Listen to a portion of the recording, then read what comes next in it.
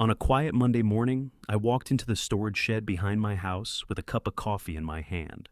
The spot where my late wife's fully restored 1968 Airstream land yacht had stood for 27 years was empty. My hands trembled as I called my son. He answered from an airport and sighed, "Dad, stop making such a big deal. I sold it." Before I could speak, my daughter-in-law grabbed the phone and laughed. "It's just an old trailer. Get over it."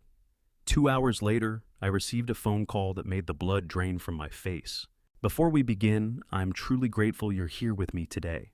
Drop a comment and tell me, where are you watching? From your city, your state, your country? I'd love to know. Every single response means the world to me. A quick note. This story weaves fictional elements into its telling, crafted for both entertainment and a deeper purpose. Any names or places that feel familiar are simply coincidence, but the lesson at its heart is one worth carrying. 41 years as a mechanical engineer taught me one thing about systems. When something stops working, there is always a reason. Engines don't fail without cause. Structures don't collapse without warning signs. And empty spaces don't appear where solid things used to be without somebody making them that way. I learned that lesson all over again on a Monday morning in April, standing in the doorway of my storage shed, with a cup of coffee going cold in my hand, and nothing in front of me but a rectangle of clean concrete where a 1968 Airstream land yacht had sat for the last 27 years.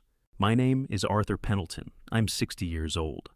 I spent the first half of my life designing load-bearing systems for industrial equipment, and I spent the second half building Pendleton Horizons into a chain of 4 luxury RV resorts stretching from Florida to the Pacific Northwest.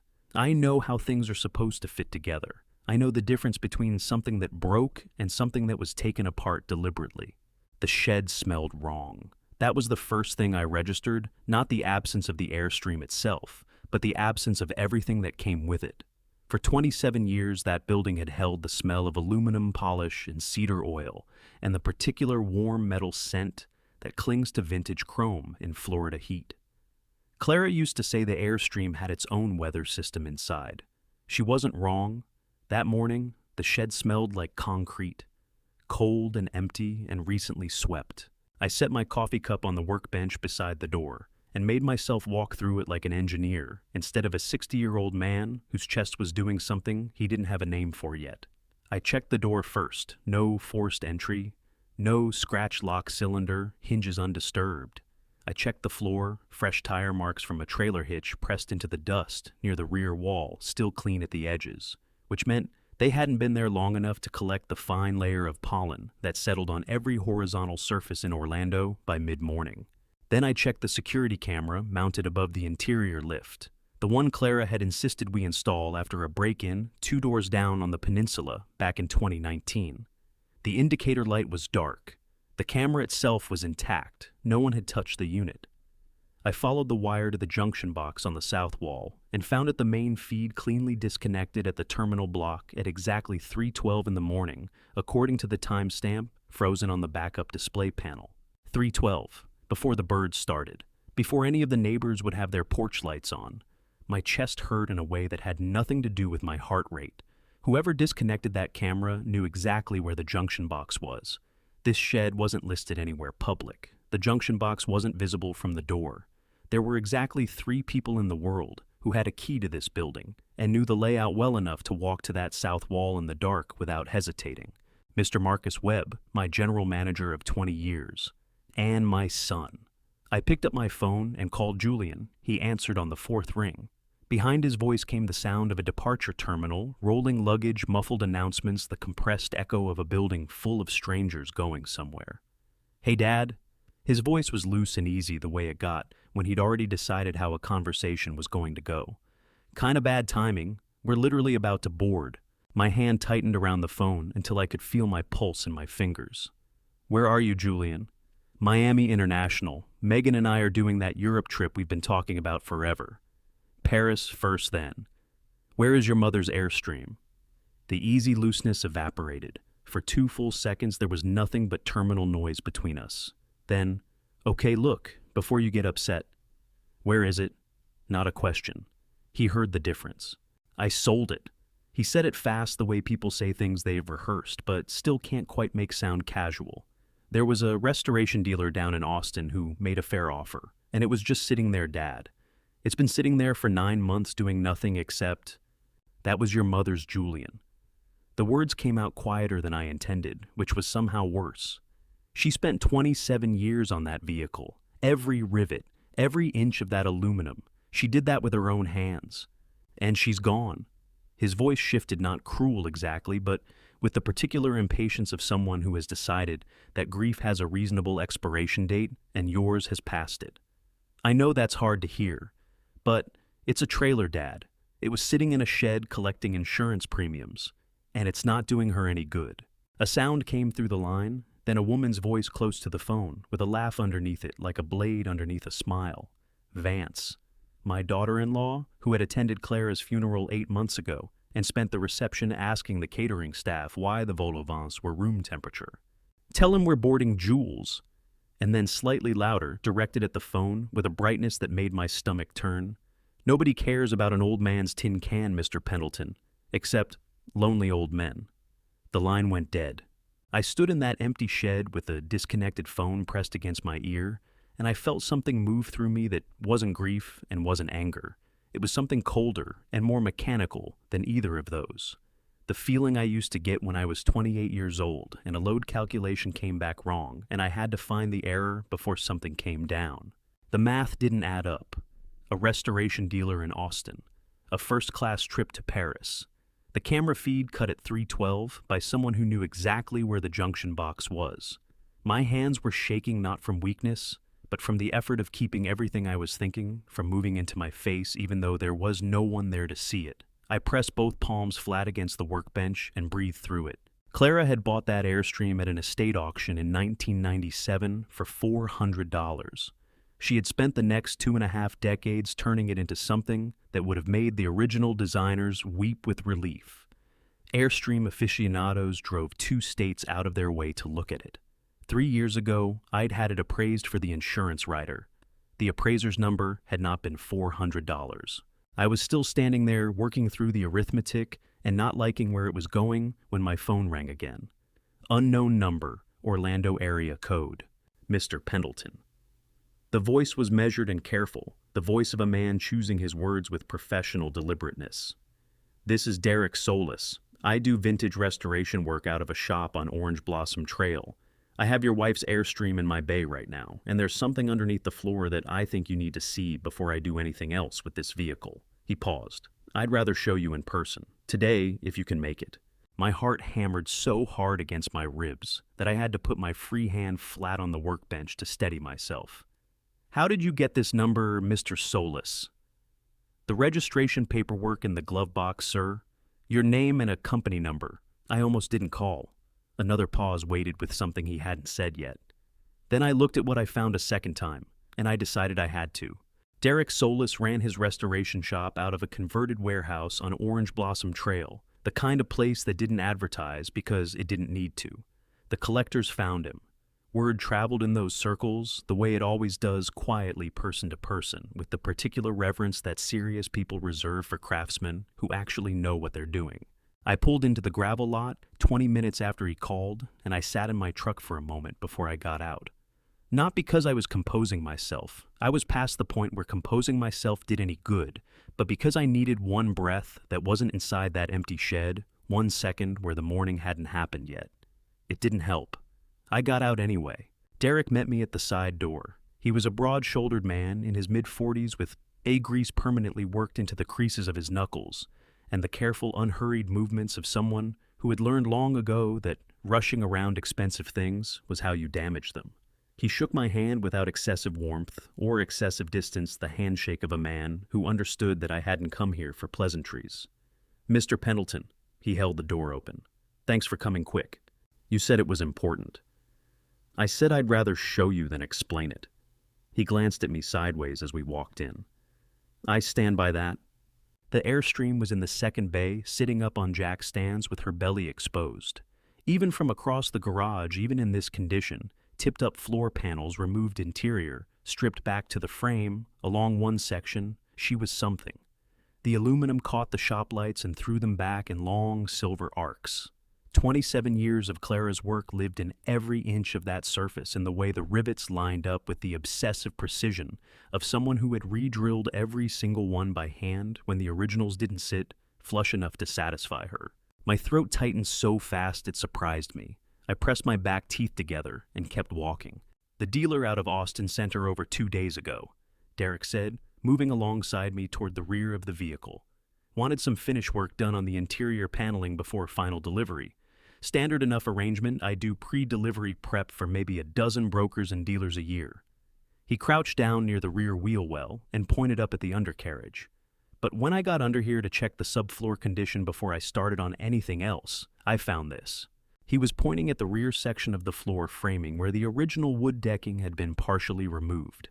In Florida, he explained straightforwardly, the moisture comes up from the ground in a vintage trailer, not down from rain, but up slow and invisible, working into the wood from underneath over decades until you pull the flooring and find it has gone soft as a sponge. He'd been doing this long enough that he checked the subfloor on every vintage Airstream that came through his bay before he touched anything else. It had saved more than one vehicle from a restoration that would have fixed the surface while the structure quietly rotted out from under it. "When I pulled the rear section," he said, straightening up and leading me to the open panel at the back of the trailer, "I found that." I looked down into the exposed cavity between the subfloor framing and the aluminum belly skin. A small fireproof steel box painted matte black, bolted to the interior frame rail with 4 hand-tightened hex bolts, not installed by a manufacturer, not a standard component, set in place by someone who knew exactly what they were doing and exactly why they were doing it. My heart dropped straight through the floor of my chest. I knew that box. I had watched Clara pull it out of a Home Depot bag on a Tuesday evening 3 years ago and set it on the kitchen counter with the particular satisfied expression she got when she'd solved a problem she hadn't told me about yet. I had asked her what it was for. She smiled and said, "Storage, sweetheart. You know me." I laughed. I had not asked a follow-up question, and I had not seen that box again until this moment in the undercarriage of her Airstream in a garage on Orange Blossom Trail, bolted to the frame with 4 bolts she had tightened herself. "I didn't open it," Derek said. His voice had gone quieter. "Figured whatever was in there, it wasn't mine to open." The bolts came out with a socket wrench Derek handed me without being asked. My hands were shaking badly enough that the first bolt took me 3 attempts, the wrench slipping against the hex head while I worked to steady my grip. By the 3rd bolt, I had it under control. By the 4th, I had stopped feeling my hands entirely. The box opened on a hinge. Inside, a USB drive in a small Ziploc bag. A bundle of bank documents held together with a rubber band that had gone brittle with age. The edges of the papers faintly rippled from years of temperature changes inside the trailer. And an envelope letter-sized, sealed with Clara's characteristic double fold. She always folded the flap twice a habit from years of mailing documents that she refused to give up even in the age of email. Written on the front in her handwriting in blue ink in letters careful enough that I understood she had been thinking about who would read them. California. Only not before. The air went out of me, not dramatically, not a gasp, not a sound anyone would have noticed. Just a slow, complete evacuation, like a tire losing pressure, like a man understanding something he wasn't sure he was strong enough to understand yet. Clara had put this here. Clara had bolted this to the frame of her own Airstream hidden under the floor she had rebuilt from raw lumber at some point in the last 3 years. She had done it carefully and quietly and without telling me. And she had addressed the envelope to a specific place, a specific moment, not to our house, not to our mailbox, not to me at any ordinary point in any ordinary day, but to a version of me who had reached California, who had made it that far. "Mr. Pendleton?" Derek's voice came from a careful distance. He had stepped back toward the front of the bay without being asked the way a man does when he recognizes that someone needs space and doesn't have the words to ask for it. "You want me to give you a minute?" I pressed my fist against my sternum hard because my chest was doing something I didn't have a name for, and pressing against it was the only thing I could think to do. "No," I said. My voice came out steadier than I had any right to expect. "No, I'm all right." I was not all right, but I had the box, and I had the drive, and I had the envelope that Clara had addressed to a version of me she had believed in enough to plan for. I looked up at Derek. "Who else has been in this bay since the trailer arrived?" "Just me." He said it without hesitation. "I work alone. Always have. I need you to hold this vehicle." My voice was doing the thing it did in boardrooms when everything was going wrong, and the only useful thing I could contribute was steadiness. Don't deliver it. Don't move it. Don't let the dealer or anyone else take possession. I'll cover whatever cost you incur. I held the box against my side. And Mr. Solis, I need you to not mention this box to anyone. Derek looked at me for a long moment with the calm, assessing expression of a man who had learned to read situations the way he read vehicles without sentiment, without jumping ahead, just taking in what was actually in front of him. Already figured that much, he said. You go do what you need to do. I carried the box to my truck, set it on the passenger seat, and sat there with my hand resting on top of it. The metal was cool against my palm. Somewhere underneath me, Clara had hidden this. Somewhere inside it was a USB drive she had packed herself, and bank documents she had assembled herself, and an envelope she had sealed herself, addressed to a place she apparently believed I would one day reach. I picked up my phone and called Cynthia Holt. She picked up on the second ring. I need your office, I said. Right now, clear whatever you have this afternoon. My voice cracked on the last word just slightly, just once, and I pressed my fist against my chest again and held it there. Clara left something behind, and I think we need to look at it together. Some people leave behind wills, some leave letters. Clara left 40 videos, and I watched every single one of them in Cynthia Holt's office that afternoon, with the blinds pulled shut and my phone face down on the desk and the kind of stillness in the room that only comes when two people understand that what they are witnessing cannot be unwatched. Cynthia had been Clara's closest friend outside our family for 30 years. She was a compact, sharp-featured woman of 55 who had built her practice on the principle that the law was a tool and tools existed to be used correctly. She met me at the door when I arrived, took one look at the steel box under my arm and said, "Sit down, I'll get coffee. And before we open anything, I'm logging that drive into evidence." She said it the way she said everything, without drama, without softening, just the fact of it. Date, time, condition of the container, your signature and mine. Whatever is on that drive needs a clean chain of custody before it goes anywhere near a courtroom. I sat down. She got coffee. We signed the log sheet together. Then she plugged the drive into her laptop and pressed play. The first 38 videos were Clara at her most methodical, sitting at our kitchen table, with reading glasses pushed up on her forehead, and a legal pad beside her, walking through discrepancies she had found in the Pendleton Horizons accounting records. Vendor invoices that didn't match any registered company in Ohio. Wire transfers routed through Delaware to accounts in the Cayman Islands. A pattern so clean and so consistent across 3 years that my stomach turned watching her lay it out, because I recognized the precision. It was the same precision she brought to everything she touched: the Airstream, the garden, the household finances she had managed for 4 decades without ever losing a receipt. By video 35, Cynthia had stopped taking notes and was simply watching with her jaw set and her coffee untouched on the desk beside her. Video 39. Clara's voice dropped lower. "I think someone in the company knows I've been looking," she said to the camera, her eyes moving briefly toward the window before coming back. "There's been a car parked on the street 3 days in a row, different plates each time, same make. I could be wrong. I hope I'm wrong." She pressed her lips together.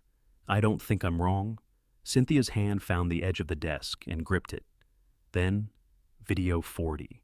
Clara had recorded it 2 days before she died. She was wearing the blue cardigan I had given her for her birthday, the one I had looked for in her closet for a week after she passed, before I remembered she'd been wearing it the last time I saw her. She sat closer to the camera than usual, close enough that I could see the small scar above her left eyebrow from a kitchen accident in 1994.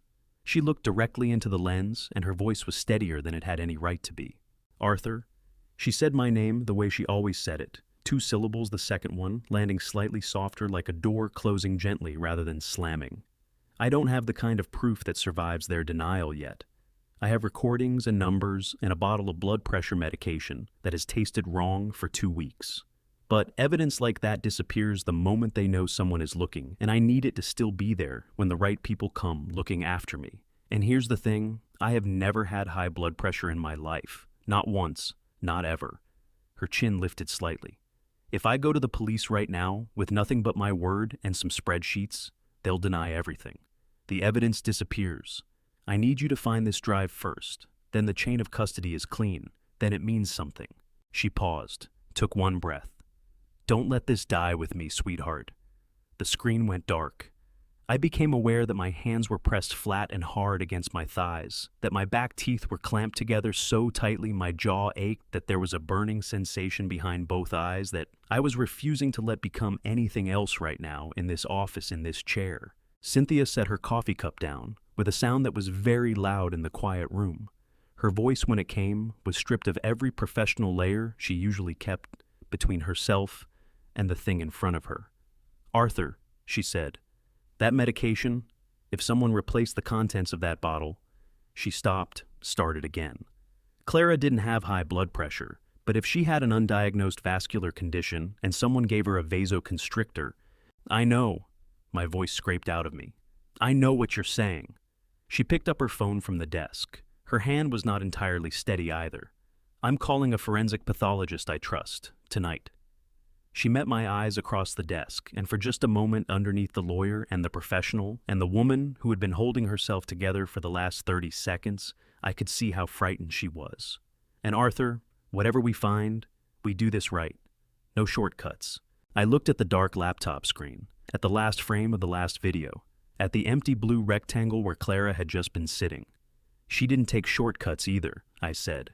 Dr. Raymond Osei had spent 15 years as a forensic pathologist at Orlando Regional Medical Center, which meant he had spent 15 years being the person in the room who said the thing nobody wanted to hear. He was a tall, deliberate man in his early 50s who chose his words the way a surgeon chooses instruments one at a time for a specific purpose with no wasted motion. He used the word impossible twice in 10 minutes that morning, I counted. Cynthia and I sat across from him in his office at 7:30 in the morning, the kind of hour that feels like borrowed time, the fluorescent lights overhead doing nothing kind for any of our faces. Clara's medical file was open on the desk between us. Dr. Osei had been reading it since 6. Mrs. Pendleton had no documented history of hypertension.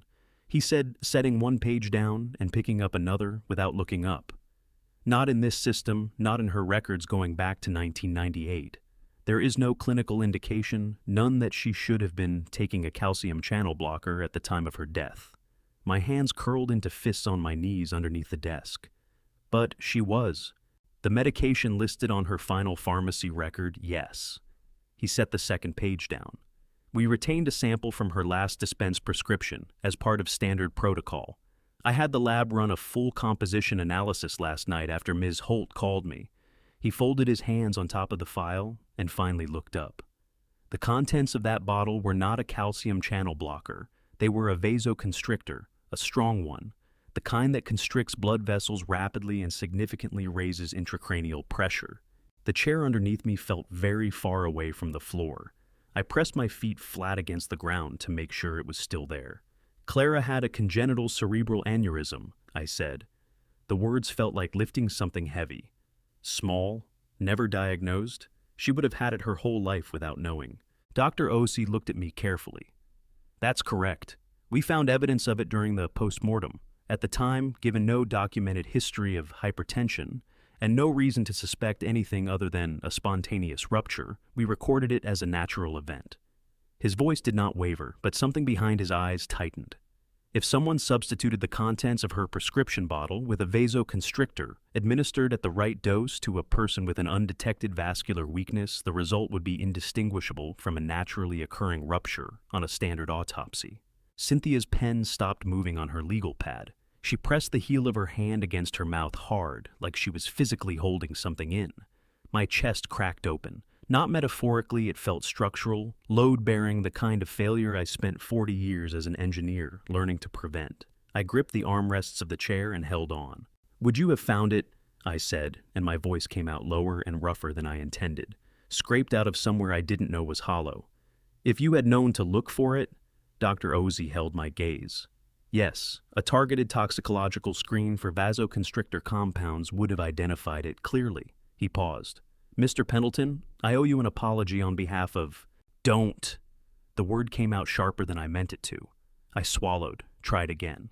"Please don't. You had no reason to look. Nobody gave you a reason to look." I pressed the back of my hand against my mouth for a moment, breathing carefully through my nose until the burning behind my eyes retreated to a manageable distance. "Someone made sure of that." Cynthia set her pen down. When she spoke, her voice was stripped down to its core. No professional distance, no careful framing. "Raymond, what do we need from you to take this to the FBI?"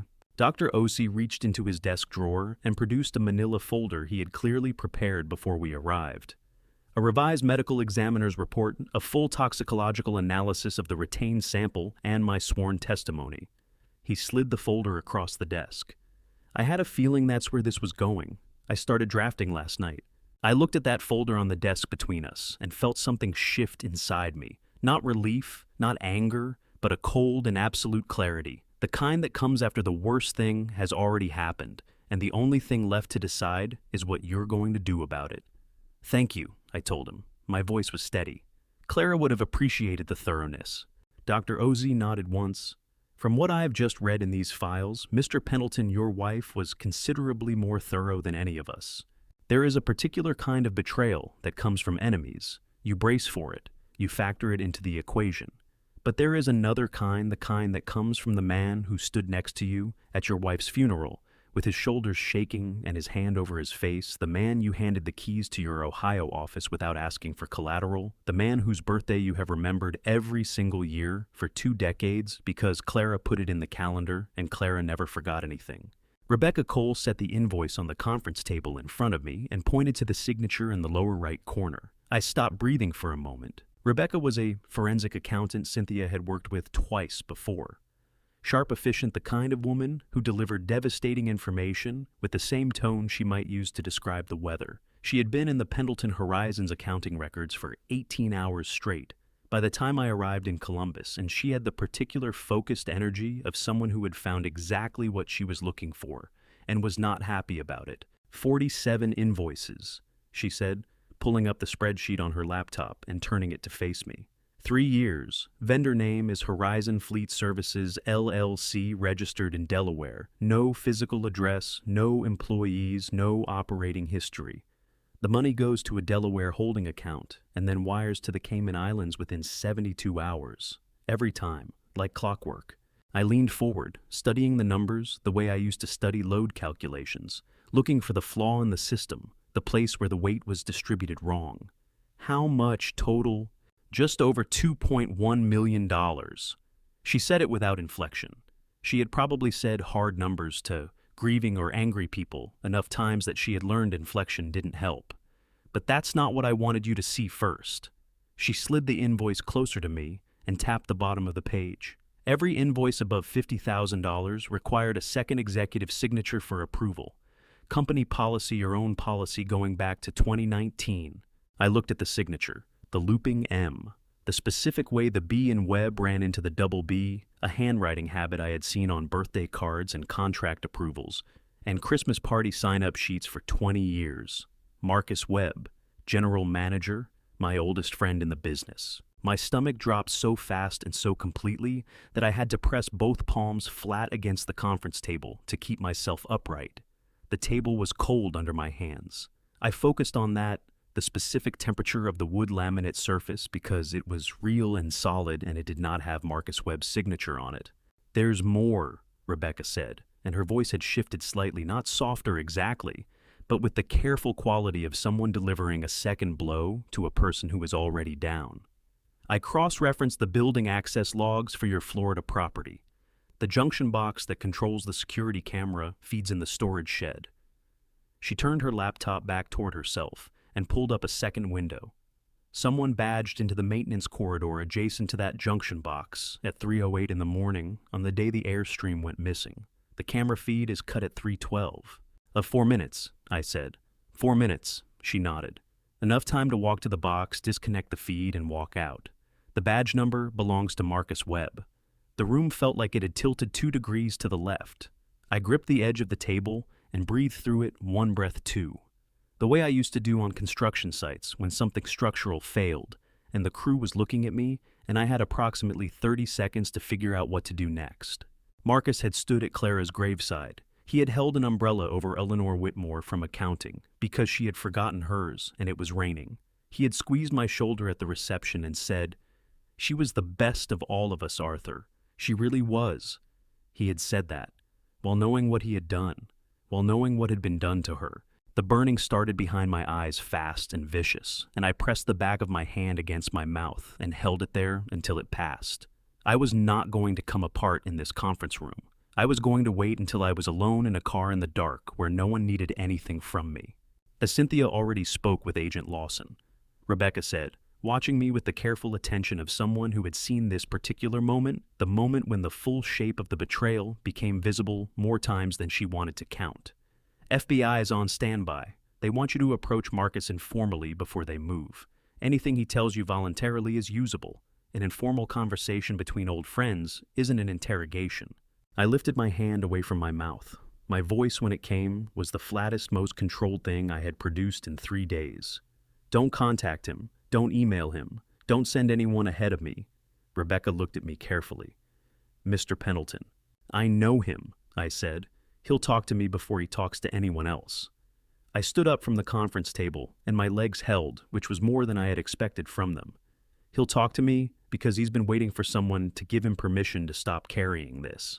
I picked up my jacket from the back of the chair.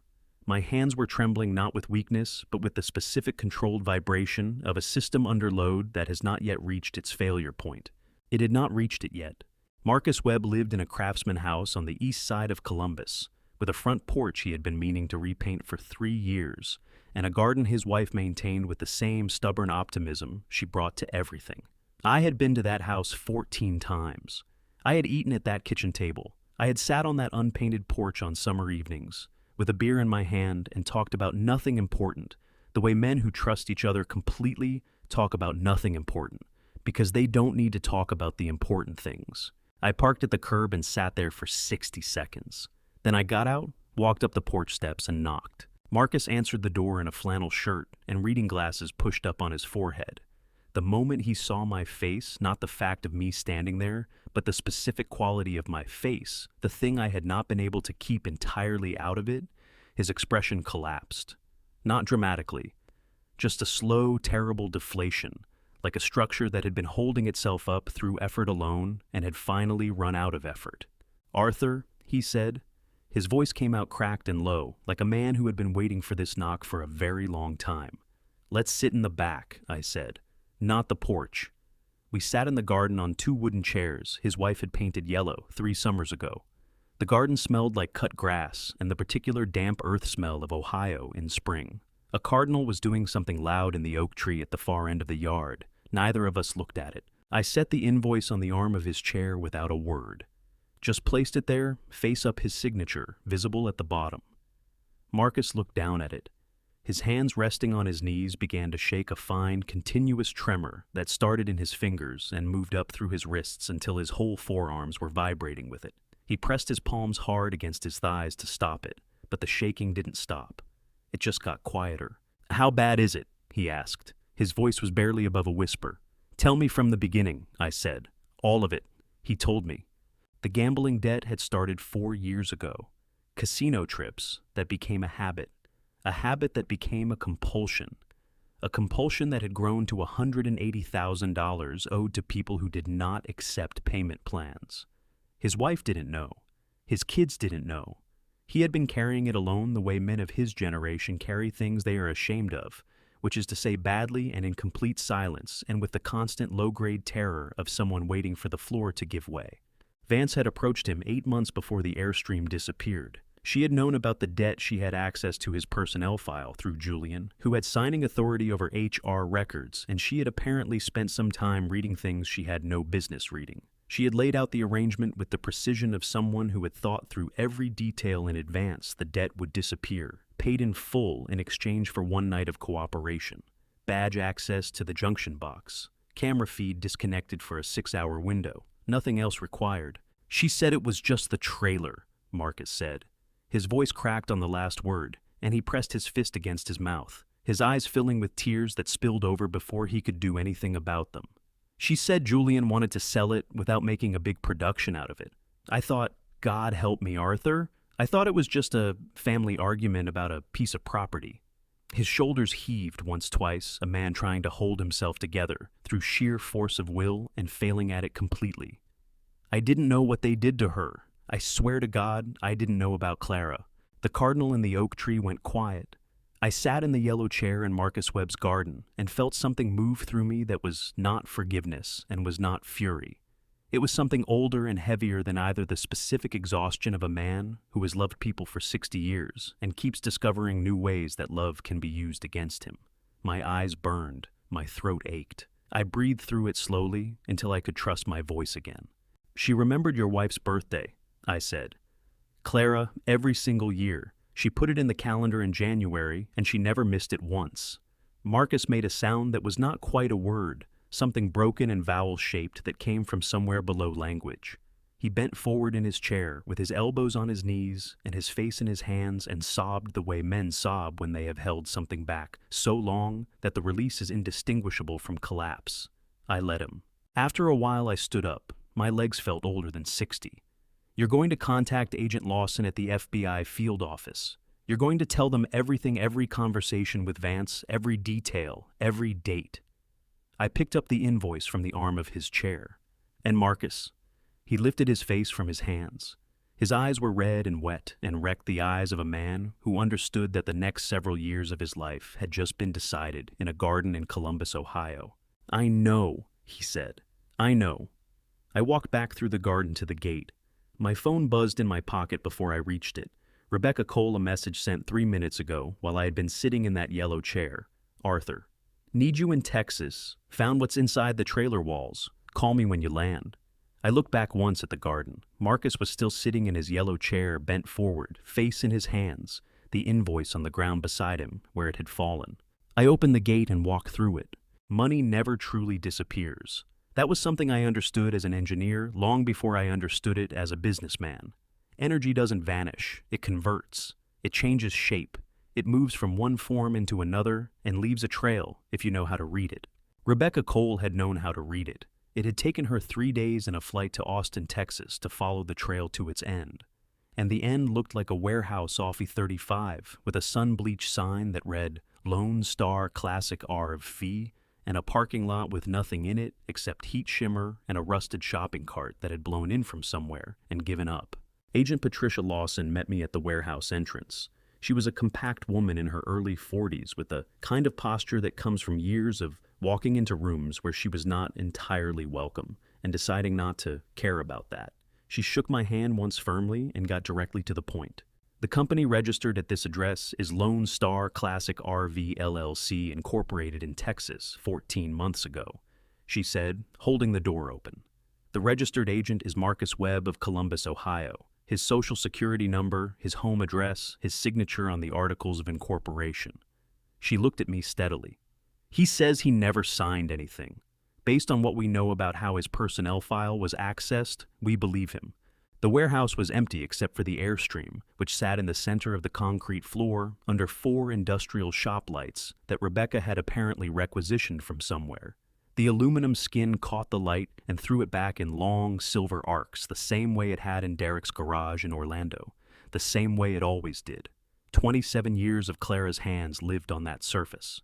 3 FBI technicians in latex gloves were working along the passenger side of the trailer, and one of them had already removed a 3-foot section of the interior wall panel to expose the cavity between the outer aluminum skin and the inner wall surface. Rebecca walked over to me and pointed into the opening without preamble.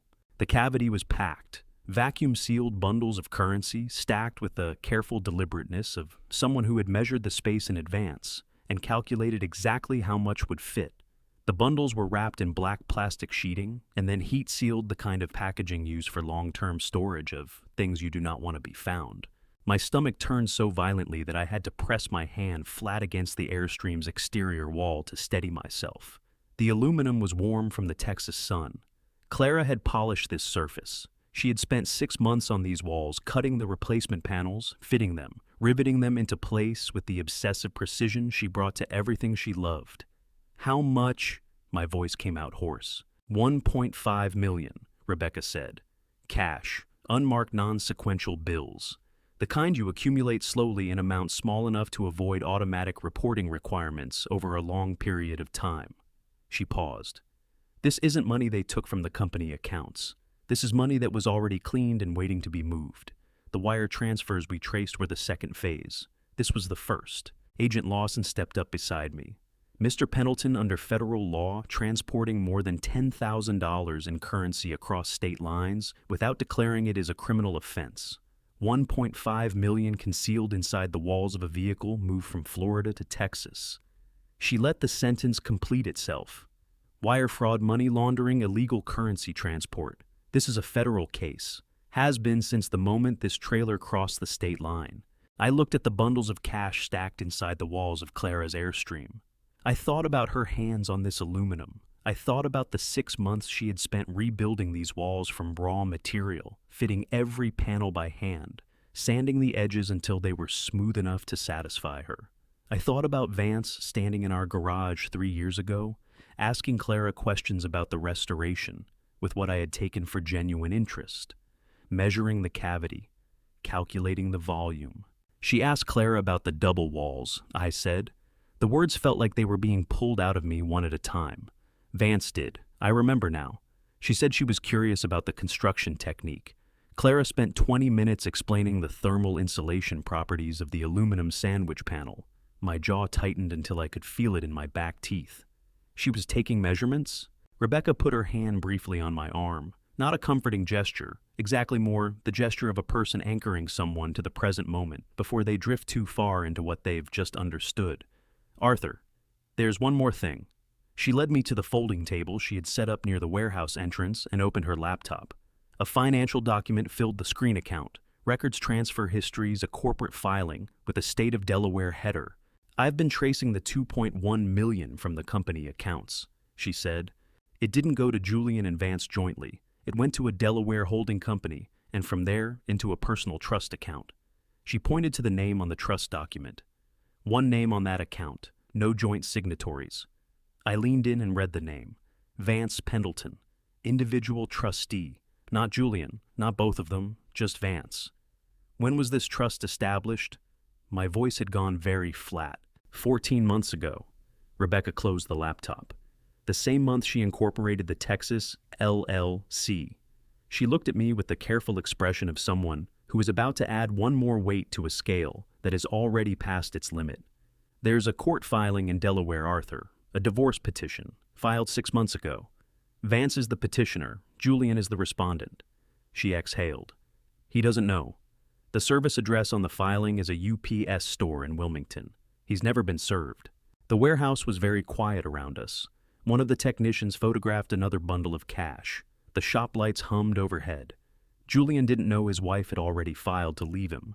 Didn't know she had moved $2.4 million into an account he couldn't touch. Didn't know that, while he had been signing documents and taking phone calls and believing himself to be a partner in whatever this was, she had been building a door out of the room and planning to use it alone. I straightened up from the table. My hands had stopped shaking somewhere in the last 10 minutes, which surprised me. What I felt now was not grief and not fury, but something colder and more mechanical. The feeling of a system fully mapped, all its components finally visible, the failure mode understood completely. They land in Miami in 48 hours, I said. Agent Lawson nodded. We need them on U.S. soil, case fully built before we move. A premature arrest gives their lawyers grounds to argue jurisdiction. She held my gaze. How do you want to play this, Mr. Pendleton? I looked back at the Airstream one more time. At the open wall panel, at the space where $1.5 million had been hidden inside the work of my wife's hands. I want them comfortable, I said. I want them to walk into my house thinking they've already won. Of all the things Rebecca Cole placed in front of me during 6 days of work, the document that silenced the room longest was not a financial statement. It was not a wire transfer record or a shell company registration or a list of Cayman account numbers. It was 8 pages of standard legal formatting filed at the Delaware Family Court that told me everything I needed to know about the kind of person my son had married and the precise degree to which she had ever intended to stay. We were back at the folding table near the warehouse entrance. The Airstream sat behind us, its opened wall panel still exposed, the FBI technicians still working. Rebecca had her laptop open and a second monitor propped beside it, both screens filled with financial records and court documents that she navigated with the ease of someone reading a map of a city she had memorized. Walk me through it from the beginning, I said. All of it, in order. She nodded and started talking. The $2.1 million had not moved in one transfer. It had moved in 11 separate transactions over 14 months, each one structured carefully to stay below the threshold that triggered automatic federal reporting requirements, a technique called structuring. Rebecca explained, which was itself a federal crime under 31 U.S.C. Section 5324, regardless of whether the underlying money was legitimate. Each transfer had gone from the Pendleton Horizons operating account into the Delaware Holding Company, and from there into the personal trust account within 48 hours. She was careful, Rebecca said, and the word carried no admiration, just the clinical acknowledgement of someone assessing a system that had been designed well. Every transfer was timed to coincide with legitimate vendor payments, so it would blend into the normal outflow. If Clara hadn't been pulling the raw ledger data instead of the summarized reports, she might never have caught the pattern. I felt my chest tighten at Clara's name, pressed through it. The trust account, I said. Vance is the sole trustee, sole beneficiary. Rebecca turned the monitor toward me. Established 14 months ago in Delaware. No joint signatories, no provisions for any other party. She paused. Julian's name does not appear anywhere in this document, not once. I stared at the screen, at Vance's name repeated across 3 pages in the flat, indifferent language of legal filings. Individual trustee, sole beneficiary, authorized signatory. She built herself a door, I said, and she built it quietly.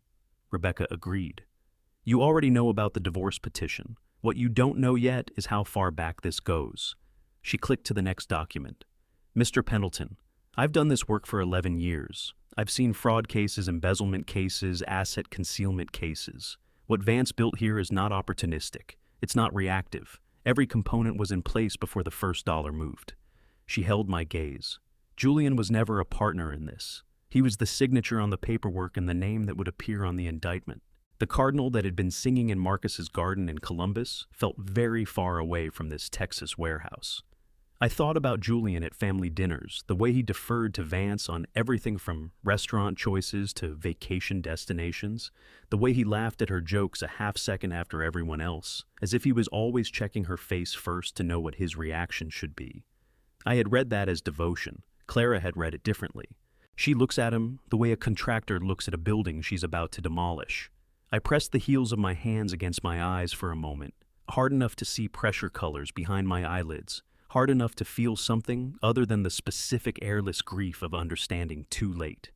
Agent Lawson appeared at my shoulder. They land in Miami in 46 hours, she said. We've confirmed the flight. I know. I dropped my hands from my face. My eyes burned. My jaw ached from clenching. I told you how I want to play this. I want to make sure you understand what you're committing to, Lawson said. Her voice was not unkind, but it was direct in the way that only people who deal regularly with irreversible situations learn to be direct. You're going to sit across a dinner table from your son and your daughter-in-law, and you're going to act like you don't know any of this for an entire meal. I cooked for Julian's college lacrosse team every Saturday for 4 years, I said. 32 teenagers every week acting like the food was just fine when I knew it wasn't. I picked up my jacket from the back of the folding chair. I can manage one dinner. Lawson almost smiled. Almost. I'll have 2 agents 3 blocks east. Ms. Holt will have the recorder running from the adjacent room. She looked at me with the measuring expression of someone taking a final calibration.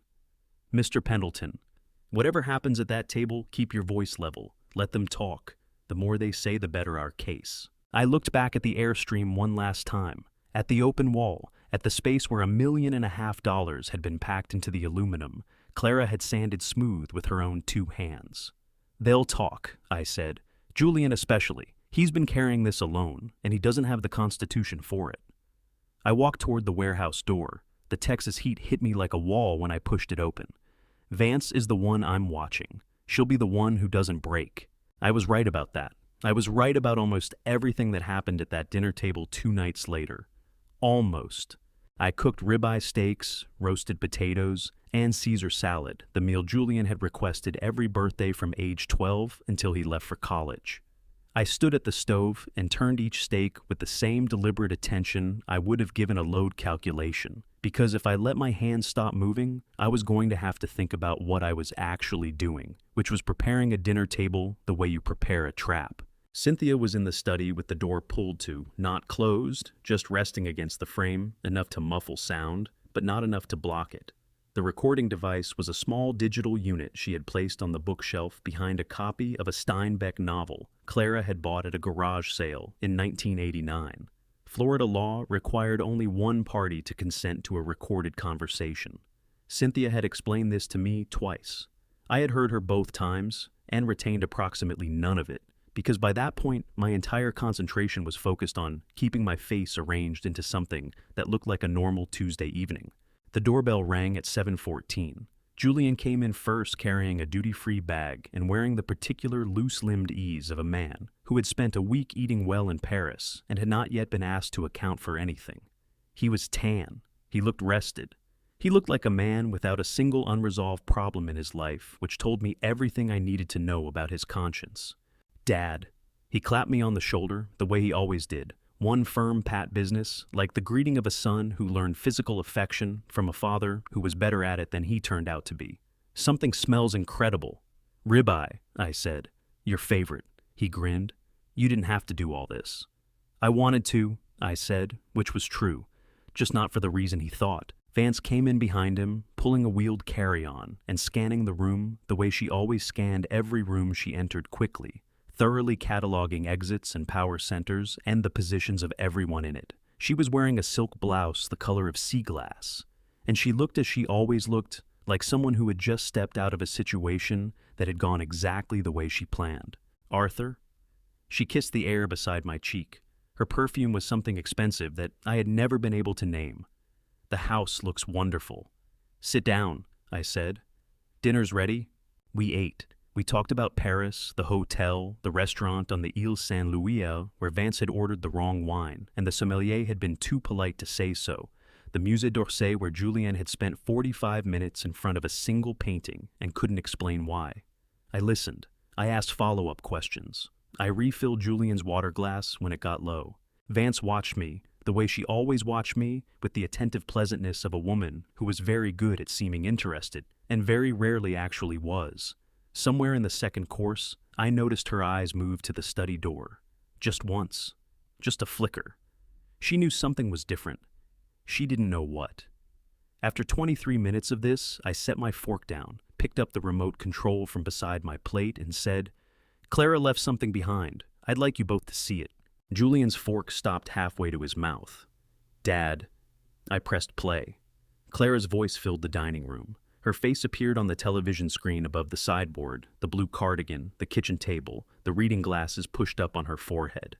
Julian slowly lowered his fork to his plate. The color in his face began to change in the way color changes when blood redirects itself toward more urgent purposes. Vance set her wine glass down with a precise, deliberate click. 90 seconds into the video, she stood up. Her chair scraped back from the table with a sound that cut right through Clara's voice. "This is illegally obtained," she said. Her voice was controlled and cold and absolutely certain of itself. "You cannot use any of this in any legal proceeding. You know that." "I'm not in a courtroom," I said. "Sit down, Vance." She did not sit down. She stood with both hands flat on the dining table and her eyes locked on mine, and for the first time since I had known her, I could see underneath the pleasant surface to the thing that had always been running the calculation underneath it. The video played to the end. Clara said, "Don't let this die with me, sweetheart," and the screen went dark. I reached into the folder beside my plate and slid the 8 pages of the Delaware divorce petition across the table to Julian. "We haven't gotten to the recording yet," I said. Julian looked down at the papers. His hands began to tremble so badly that the pages rattled against the table. He looked up at Vance with an expression I had never seen on my son's face before. Not anger, not confusion, but the raw-gutted look of a man understanding that the ground he thought he was standing on had never been there at all. Vance looked back at him and said absolutely nothing. She didn't need to. The calculation was already complete. There are moments a father recognizes his son, truly recognizes him for the first time. Not the day the child is born, not graduation day, not the first handshake that feels like one adult meeting another. The moment I am talking about is the one where your son kneels on your kitchen floor and chooses with full awareness of what he is choosing to sell out the woman who raised him in order to save himself. Julian was on his feet now, the divorce papers still rattling in his trembling hands, his face the color of old ash. He dropped the papers onto the table, and they scattered 8 pages of Delaware court filings, fanning out across the Caesar salad and the half-eaten ribeye, across the birthday dinner I had cooked for a man I was only now fully meeting for the first time. "Dad," his voice broke on the single syllable. "Dad, listen to me. I know how this looks. Open the laptop, Julian." I kept my voice level, the way you keep a level on a surface you suspect isn't flat, carefully, deliberately checking it every second. "Sit down and open it." He sat. His hands shook so badly it took him 3 attempts to pull the laptop toward him across the table. Vance had not moved from where she stood beside her chair.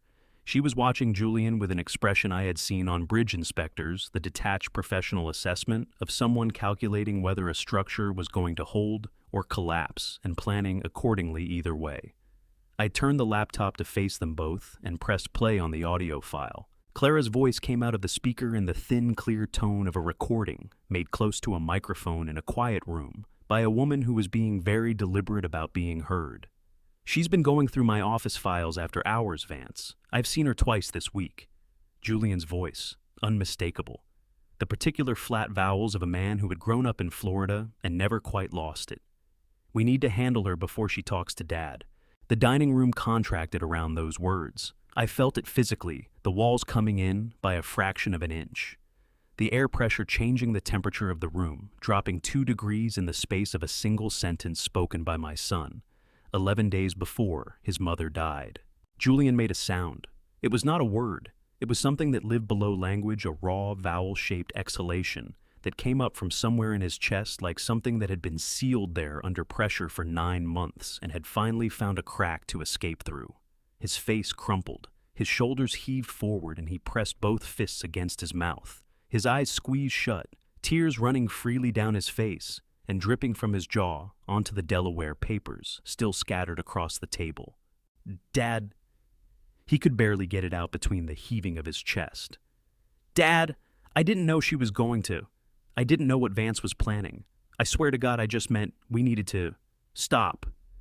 The word came out of me quietly. Just one word. But something in it made Julian go still, the way a current going dead makes a machine go still, not gradually, but all at once. I looked at my son, at the tears on his face, at the fists pressed against his mouth, at the man who had sat across from me at this table for 35 years of Sunday dinners and holiday meals and ordinary Tuesdays that I had never once thought to be suspicious of. "That recording was made 11 days before your mother died," I said. My voice felt like it was coming from a long distance away from somewhere outside my body, somewhere that had already processed what the part of me still sitting in this chair had not. 11 days, Julian, and 3 weeks before that, she noticed someone had been in her medication cabinet. Julian's entire body shook with a sob he could not contain. His fists pressed harder against his mouth, as if he could physically hold back what was happening to his face, what was happening to him, what had been happening to him since the moment he had made the choice that had led to this dining room table on this particular Tuesday night. Vance had not moved, had not spoken, had not changed her expression by a single degree. She stood beside her chair with her hands at her sides and her eyes on some middle distance between the table and the window, and in the complete stillness of her face, I could see more clearly than I had ever seen anything exactly what she was and exactly what my son had agreed to become in order to stay close to her. I stood up, my legs held. I was grateful for that. "I loved you," I said to Julian. Not past tense as a wound, just past tense as a fact, as the truest thing I knew how to say in that moment, the one sentence that contained everything I did not have the capacity to expand upon. "I loved you the way your mother loved you, completely and without conditions. And I have no idea what to do with the fact that it wasn't enough." Julian's head dropped forward onto his folded arms on the table. His shoulders shook without sound, the particular silent grief of a man who has run out of the breath that crying requires. The study door opened. Cynthia walked in, first her face set and pale. Behind her came 2 agents in dark jackets, and behind them, filling the dining room doorway with the quiet authority of someone who had been waiting precisely long enough, Agent Patricia Lawson. "Julian Pendleton," Lawson said. Her voice was not loud. It didn't need to be. "Vance Pendleton, you're both under arrest. Please stand up and place your hands." Julian lifted his head from the table. His face was wrecked red and wet, and stripped of every layer of performance he had ever put between himself and anyone else. He looked at me across the dinner table with the raw, uncovered eyes of the 8-year-old boy in the photograph in my wallet, and I had to look away.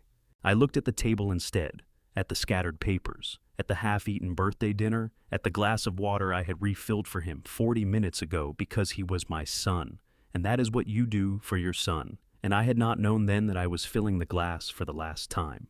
The door closed behind them. I sat alone at the table in the dining room of my own house, listening to the specific silence that follows the end of something, and I did not know yet whether what I felt was grief or relief or the particular exhaustion of a man who has been holding something up for so long that when he finally sets it down, he cannot immediately tell the difference between rest and collapse.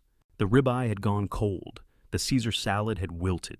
The candle Clara had bought at a craft fair in Sarasota in 2017 had burned all the way down to the holder and gone out on its own sometime in the last 20 minutes, leaving a thin curl of smoke rising toward the ceiling of the dining room where she had eaten 10,000 meals and never once suspected she would not eat 10,000 more. People ask what it feels like when the guilty are led away. I have never known how to answer that because the person who was led away that night was wearing the blue cable knit sweater I bought him for Christmas, the year he turned 22, the year he graduated, and I stood in the sun on a university lawn in Gainesville, Florida, so proud I could not find a single word adequate to the feeling. Cynthia stayed for 40 minutes after the agents left. She sat across from me at the dining room table amid the wreckage of the birthday dinner, the scattered papers, the cold ribeye, the candle that had burned itself out. And she did not try to reframe what had happened or find the silver lining in it, or tell me that time would make it easier. She had known Clara for 30 years. She understood that some things do not benefit from being reframed. She put her hand over mine on the table. That was all. After a while, she gathered her things, squeezed my shoulder once at the door, and left. I washed the dishes. I don't know why that was the thing I did first. Some automatic function took over the part of me that had been running households and companies and construction sites for 40 years. The part that understood that messes left overnight become harder to clean, and that the practical thing, the only thing you can actually control when everything else has stopped being controllable, is what is directly in front of you. I washed every dish. I dried every dish. I put every dish back in the cabinet where Clara had arranged them in 2004 and where I had never once rearranged them since. Then I walked through the house, turning off lights, and ended up in the living room, standing in front of the armchair Clara had claimed as her own, sometime in the mid-90s, and never relinquished. It was a wide, low-slung thing upholstered in a faded blue fabric. She had reupholstered herself twice rather than replace because she said the frame was good and good frames were worth keeping. I sat in it. The house made the sounds houses make at midnight, the air conditioning cycling the refrigerator's low hum, the particular creak of the hallway floor that I had been meaning to fix since 2018 and now understood I would probably never fix because fixing it would make it stop. And the sound of it was, in some way I could not entirely articulate the sound of the house still being alive. I picked up my phone. I had 14 missed calls and 23 text messages, and I read none of them. I opened my photos instead and scrolled back to 1997 to a picture someone had taken at the estate auction where Clara had first seen the Airstream, a blurry, overexposed shot of her, standing on the trailer's entry step, with both arms out and a grin so wide it seemed structurally improbable, like something that should not have been able to fit on a human face. I pressed my thumb gently against the screen over her face. Then I opened the laptop on the side table. The USB drive was still plugged in from earlier. I navigated to the final file, the one Clara had titled in the same careful handwriting she used for everything, for Arthur open when you're ready. I sat with the cursor on that file for a long time. My finger rested on the trackpad. The clock on the wall ticked through 11:47, 11:48, 11:49. Then I moved the cursor away and closed the laptop. Not yet. I was not ready yet, and she had known I would not be ready yet. And she had titled the file the way she had titled it, because she had understood better than I understood myself. In that moment that ready was not a state you arrived at. It was a decision you made, and I had not made it yet. And that was all right. My phone rang. The screen read, Rebecca Cole, 11:51 p.m. I answered it. I'm sorry to call this late. Her voice was the careful, measured voice she used when she was about to say something she knew was going to land hard. "I found something in Julian's secondary account. It moved 3 days after the arraignment date was scheduled before the arrest went through, while Julian still thought he had time." A pause. $500,000, Arthur. Transferred to an account I've spent the last 2 hours trying to trace. The FBI needs to see this before morning. I sat in Clara's armchair in the dark living room of the house we had shared for 31 years, with the photo of her standing on the Airstream steps still open on my phone, and I felt something shift inside my chest. Not grief this time, not the structural failure I had felt in Dr. Ossi's office, or the cold clarity of the warehouse in Texas, but something sharper and more specific. Julian had known the arraignment was coming, had known that once it was scheduled, Marcus would have no choice but to cooperate fully, and 3 days after learning that, had moved $500,000 toward a destination that Rebecca Cole, with 2 hours and a forensic accountant's full attention, had not yet been able to identify. "Send everything to Agent Lawson tonight," I said. My voice came out steady and quiet, and entirely without surprise, because somewhere underneath the grief and the exhaustion and the weight of everything that had happened in the last 7 days, I had already half known that my son was not finished yet. And Rebecca, thank you for all of it. I set the phone down on the arm of Clara's chair. Outside through the window, the Florida night was doing what Florida nights do in April, warm and faintly electric, the air carrying the particular green smell of things growing, whether you pay attention to them or not. I sat in my wife's chair until 2 in the morning. Then I opened the laptop again, moved the cursor back to the file, and made a decision. I opened the file at 2:14 in the morning, sitting alone in the kitchen with a cup of coffee I had made and not touched in a house that had been full of people and noise and the worst kind of truth-telling less than 3 hours ago, and was now so quiet I could hear the ice maker cycling in the refrigerator down the hall. The file opened. The video began. Clara was sitting at the kitchen table. This kitchen table, the one I was sitting at right now, with my coffee going cold in front of me, and the USB drive still plugged into the laptop, and the faint smell of ribeye still hanging in the air from a dinner that felt like it had happened in a different century. She was wearing the blue cardigan, the birthday one.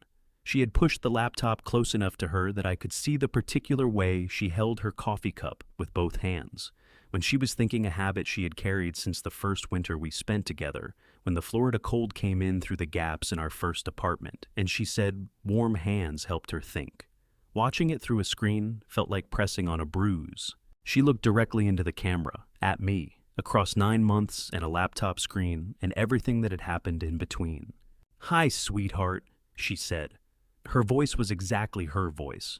Not a recording of it, not an approximation, exactly. It, with the slight warmth on the second syllable, and the way she could pack an entire paragraph of affection into 2 words without seeming to try.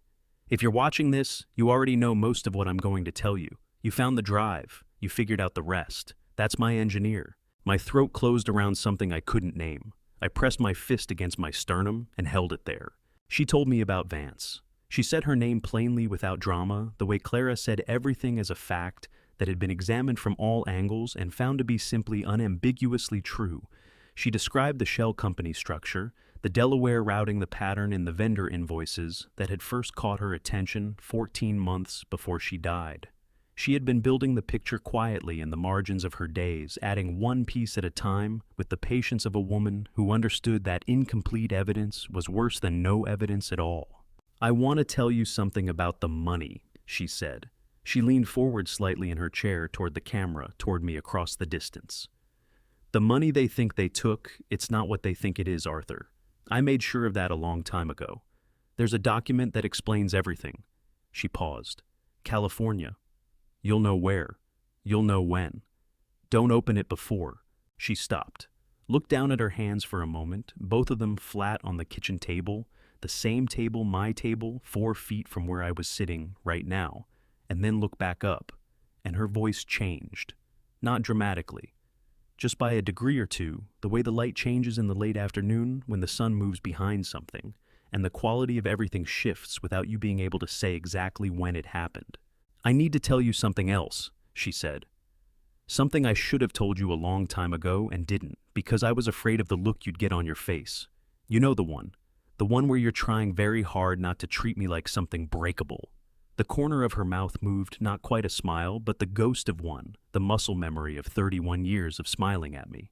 About 3 years ago, I had an MRI for something unrelated, and they found a small aneurysm. Congenital, very small. The doctor said it might never be an issue. She held my gaze through the screen. I believed him. I also decided that if it was going to be an issue, I wanted to make sure everything was in order first. The company, the house, you. Her voice steadied on the last word in a way that told me it had cost her something to say. Especially you. The ice maker cycled again down the hall. Somewhere outside, a car passed on the street. The ordinary world continuing. I'm not telling you this so you'll feel sorry for me, Clara said, and there was a firmness in it that was so completely her that my chest cracked open along the same fault line it had opened in Dr. Osie's office, in the warehouse in Texas, in the dining room 3 hours ago. I'm telling you because I don't want you to spend whatever comes next, wondering if you missed something. You didn't miss anything, Arthur. I hid it from you on purpose, and I would do it again, because the last 3 years with you, the ordinary ones, the Tuesday mornings, and the bad coffee and the crossword puzzles we never finished, were exactly what I wanted them to be. Exactly. She took a breath. I love you, she said. I loved every ordinary Tuesday morning with you, more than I could ever say without sounding ridiculous. I loved the way you still make the same face when you burn the toast. I loved that you kept that terrible fishing hat for 20 years. A pause. Don't forget to eat breakfast. She reached toward the camera. The screen went dark. I sat at the kitchen table in the house where she had recorded that video, at the same table she had been sitting at in the same kitchen, and I put both hands over my face and I wept. Not quietly, not with the controlled, pressurized leaking that I had been managing for 8 days. I wept the way a structure weeps when the load finally exceeds its capacity completely, without strategy, without any part of me standing outside the experience managing it. My shoulders shook, my chest heaved. 9 months of grief that I had been carrying in the careful load-bearing way of a man who believed that if he just distributed the weight correctly, he could keep everything standing. 9 months of it came out at that kitchen table at 2:30 in the morning, with nobody watching and no reason to hold any of it back anymore. I don't know how long it lasted. Long enough? When it was over, I sat up and wiped my face with the back of my hand and looked at the dark laptop screen. The coffee beside it had gone completely cold. Outside the kitchen window, the Florida night was beginning to consider the possibility of dawn, a faint tentative gray at the edges of the dark. I picked up my phone and typed a message to Cynthia, 4 words, after the trial, West. Her reply came back in under a minute because Cynthia Holt had never in 30 years of friendship gone to sleep before she knew the people she loved were all right. California. I looked at the envelope still sitting on the kitchen counter where I had placed it 8 days ago.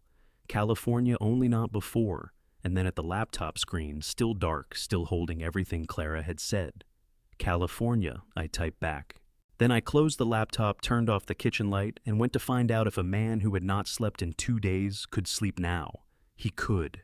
The trial began on a Tuesday morning in July in a federal courtroom on the 4th floor of the George C. Young Federal Building in downtown Orlando, with the air conditioning set to a temperature that suggested the building's facilities manager had strong opinions about keeping people alert whether they wanted to be or not.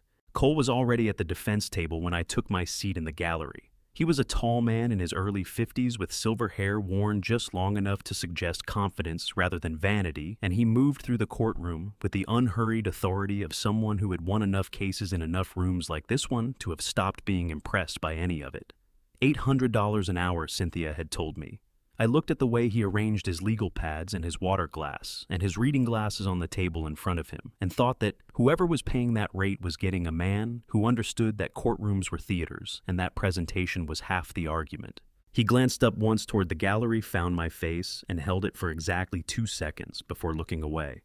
The look said nothing I could name. It was the look of a man filing information. The first 2 days of testimony went the way Cynthia had prepared me for Rebecca Cole, on the stand for most of day 1, walking the jury through 3 years of financial records with the patient, methodical clarity of someone who had spent considerable time learning how to translate complex accounting into language that 12 strangers could follow without losing the thread.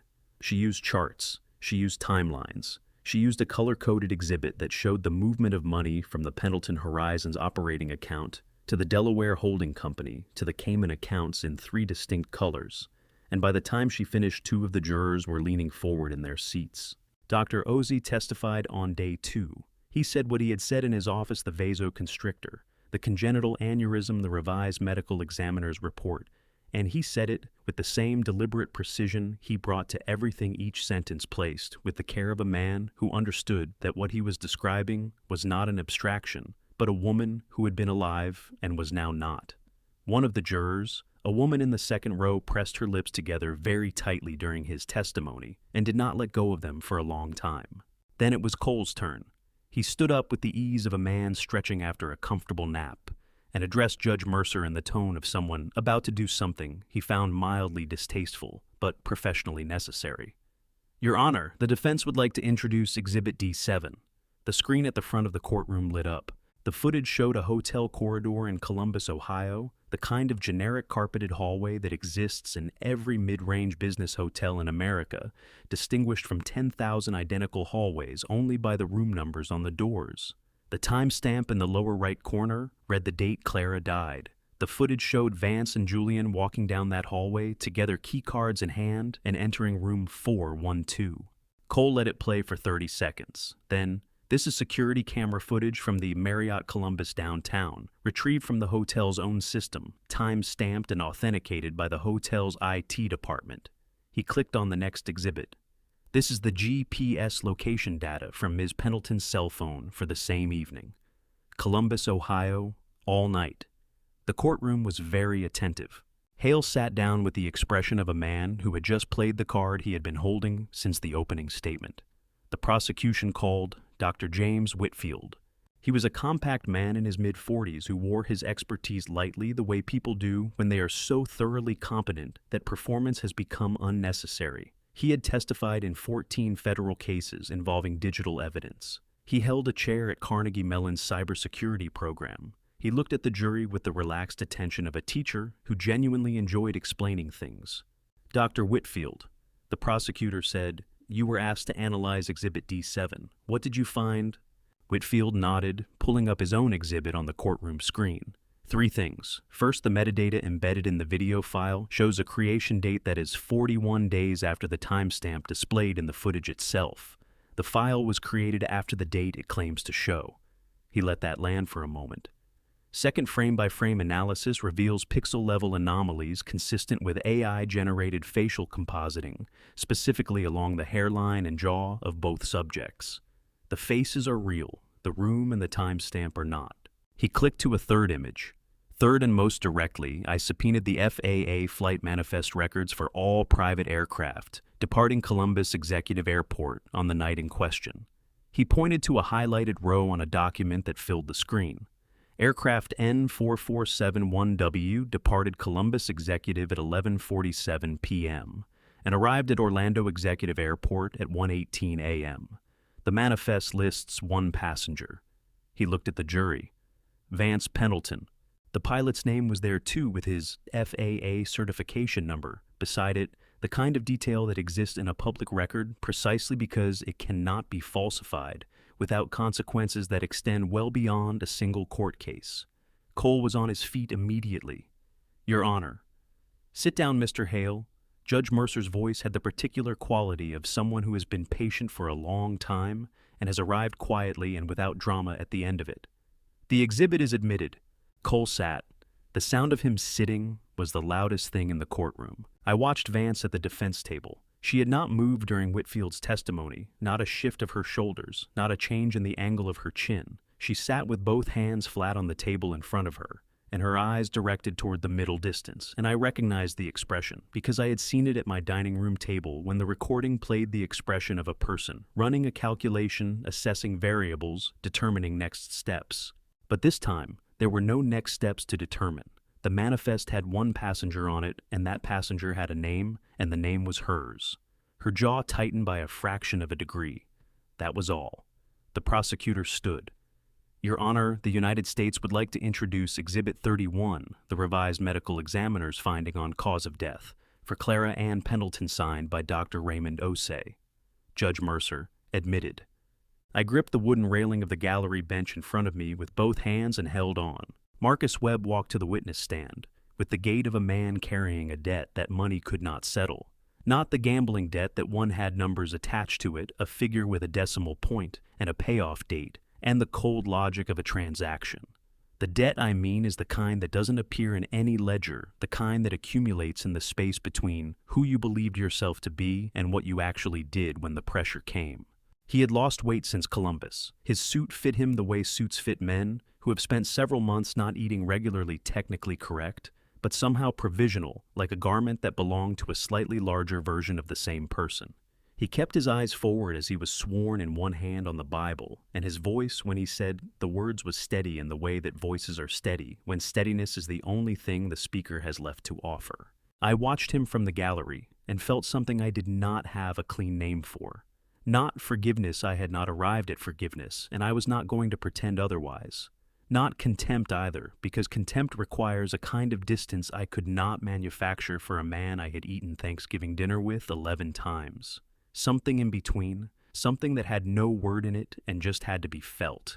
The prosecutor walked Marcus through the cooperation agreement, first establishing clearly for the jury that he was testifying under a negotiated arrangement, that charges had been filed against him, that he stood to receive a reduced sentence in exchange for his full cooperation. The prosecutor did this not because it helped the prosecution, but because Cole would do it first and more viciously if they didn't, and it was always better to control the framing of a damaging fact than to let the other side control it for you. Then Marcus told the truth. He described Vance's approach, the phone call 8 months before the Airstream disappeared, the specific knowledge she had displayed about his gambling debt, the account number she provided for the payoff within 24 hours of his agreement.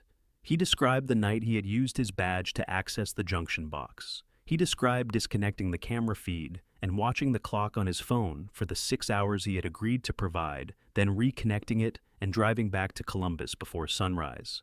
His voice broke once on the word Clara, and he pressed his lips together for a moment and pushed through it. Hale rose for cross-examination with the controlled energy of a man who had been waiting for this particular witness for a long time. "Mr. Webb," he buttoned his jacket with one hand, "you're testifying today under a cooperation agreement with the federal government. Is that correct?" "Yes." Marcus held eye contact without flinching. "And under that agreement, your sentence will be reduced in exchange for testimony that supports the prosecution's case." "Yes." "So the government has a financial interest, you might say, in what you tell this jury today." Marcus's jaw tightened by a fraction. "The government has an interest in the truth. So do I." Hale tilted his head slightly, the practiced gesture of a man filing an answer that had not gone the direction he intended. "Isn't it true that everything you've told this jury today is something you're saying to benefit yourself?" Marcus looked at Cole for a long moment. Then he looked at the jury, at the 12 people who were going to decide everything, and he said with a quietness that carried further than a shout would have, "Yes, and everything I just said is still true." Hale moved on. He pivoted to the Airstream, the vehicle, the Texas transaction, the chain of custody. He argued with the particular precision of a man who had identified a procedural vulnerability and was going to exploit it completely. The Airstream had been sold under a valid contract to Lone Star Classic RV LLC, a registered Texas company. Arthur Pendleton directed his associates to withhold delivery of that vehicle prior to any court order. The defense submits that the chain of custody between the restoration shop and federal custody contains a gap of 48 hours, during which the vehicle remained under the control of a private party with a financial interest in the outcome of this proceeding. The cash found in the walls was potentially compromised as evidence.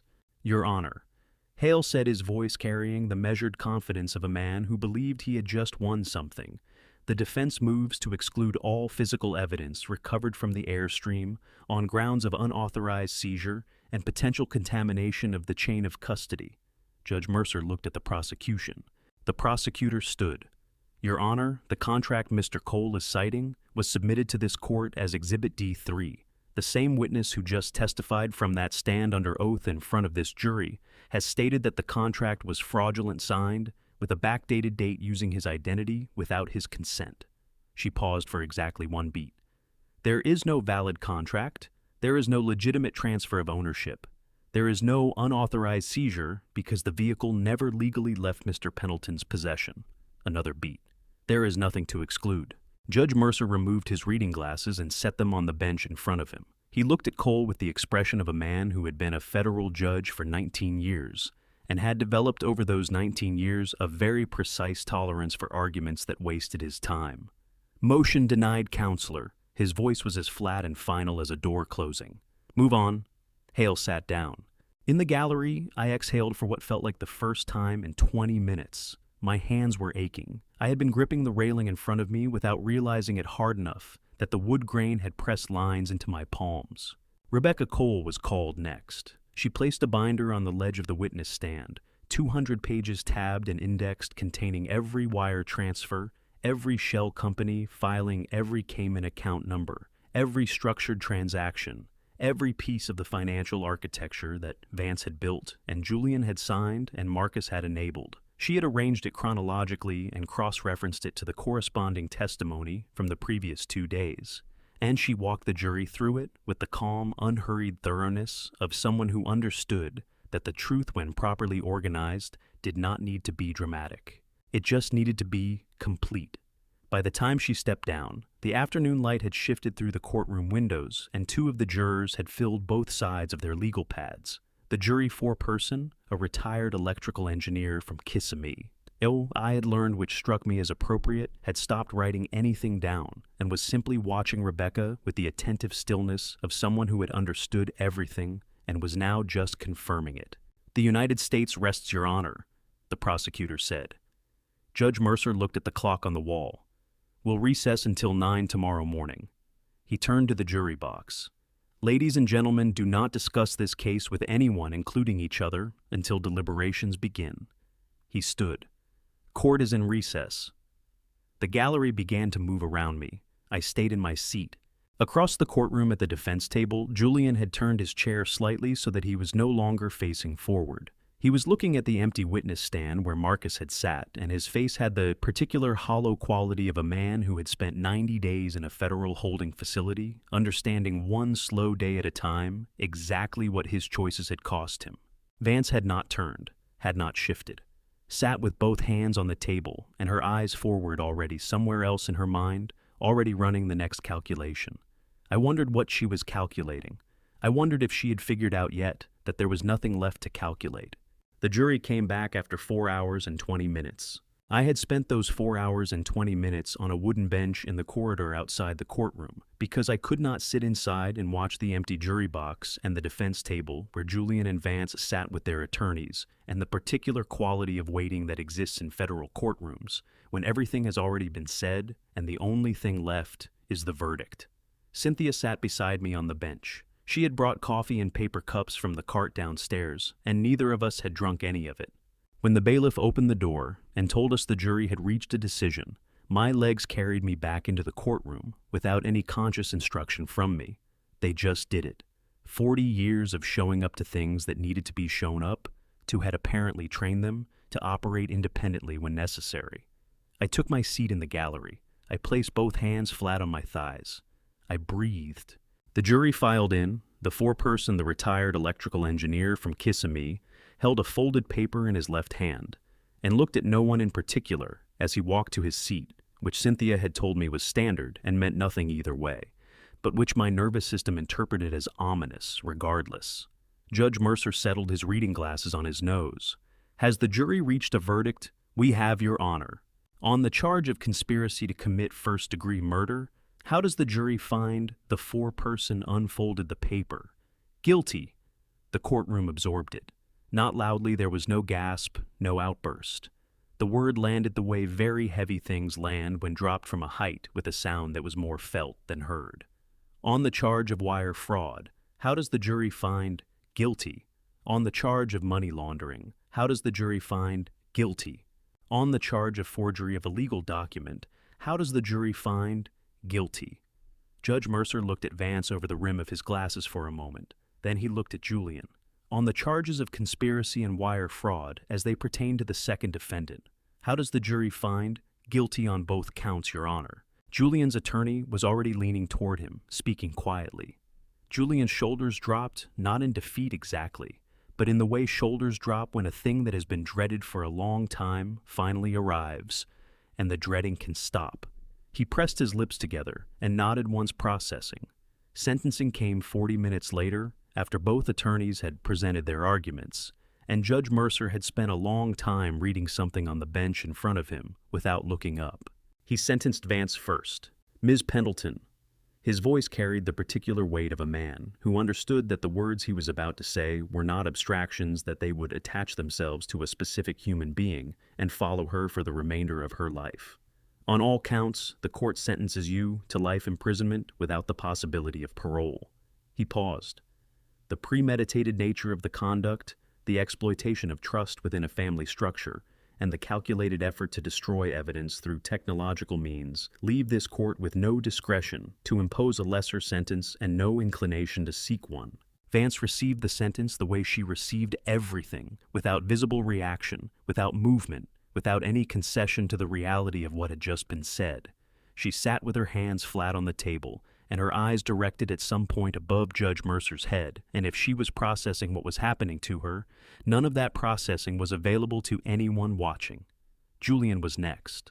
His attorney stood and made her argument, Julian's partial cooperation, his lack of prior criminal history, the evidence suggesting he had been manipulated by a more calculating partner. She asked for consideration. She used the word rehabilitation. She mentioned his age. Judge Mercer listened without expression. The prosecutor responded with 4 sentences. The jury had found Julian guilty. The evidence showed knowing, willing participation over a period of years. The partial cooperation had been accounted for in the charging decisions already made. The prosecution left sentencing to the court's discretion. Judge Mercer looked at Julian. Mr. Pendleton, the court is prepared to take into account your partial cooperation with federal authorities and your lack of prior criminal history. The court is prepared to consider a sentence that would allow for the possibility of parole after a substantial period of incarceration. Julian exhaled. His eyes closed for 1 second. Then he opened them and turned his head slowly with the controlled relief of a man who has just been told the worst thing is not going to happen. And he looked at me in the gallery, and he smiled. It was not a large smile, not triumphant, just the small, involuntary expression of a man who believes he has survived the thing that was supposed to end him, directed at the one person in the room whose reaction he had been calibrating against for 35 years. I looked at my son's face, at that small, reflexive smile. I turned to the prosecution table and gave the prosecutor a single nod, the signal we had agreed on 8 days ago, when Rebecca Cole had called at 11:51 p.m., and I had told Agent Lawson to send everything to the U.S. Attorney's Office before morning. The prosecutor rose. Your Honor, the government has one additional exhibit to submit to the court. It was delivered to our office by the FBI's Financial Crimes Unit 6 days ago and has been under seal pending today's sentencing proceeding. She carried the folder to the bench. The folder that contained Julian's secondary account records the transfer of $500,000 moved 3 days after the arraignment was scheduled to an account the FBI had spent 6 days tracing to a network with a documented history of providing contract violence for hire. The courtroom shifted. I felt it physically, a change in the air pressure, the particular alertness of a room full of people who have just understood that the thing they thought was ending is not ending yet. Judge Mercer examined the documents without expression. He had been a federal judge for 19 years, and he had learned over those 19 years not to let his face do things in front of juries. He looked at Julian over his reading glasses. Julian's smile was gone. In its place was something I had not seen on my son's face since he was 7 years old, and had broken a neighbor's window with a baseball, and understood in the moment the glass gave way that there was no version of what came next that was going to be all right. Mr. Pendleton. Judge Mercer's voice had gone very quiet, the particular quiet of a man who has decided that volume is unnecessary because the thing he is saying is already the loudest thing in the room. Solicitation to commit murder is a federal felony. The sentencing guidelines, given the premeditated nature of this conduct and the evidence before this court, call for a term that runs consecutive to all other counts, and this court will impose the maximum the law allows. He set the documents down on the bench in front of him, with the careful deliberateness of a man handling something that had earned his full attention. Added to your convictions on conspiracy and wire fraud, and in light of the fact that this conduct was carried out while these proceedings were actively underway, this court has no basis for the leniency it was prepared to extend. Julian's attorney was on her feet. "Your Honor." "Sit down, counselor." She sat. "Julian Pendleton." Judge Mercer folded his hands on the bench.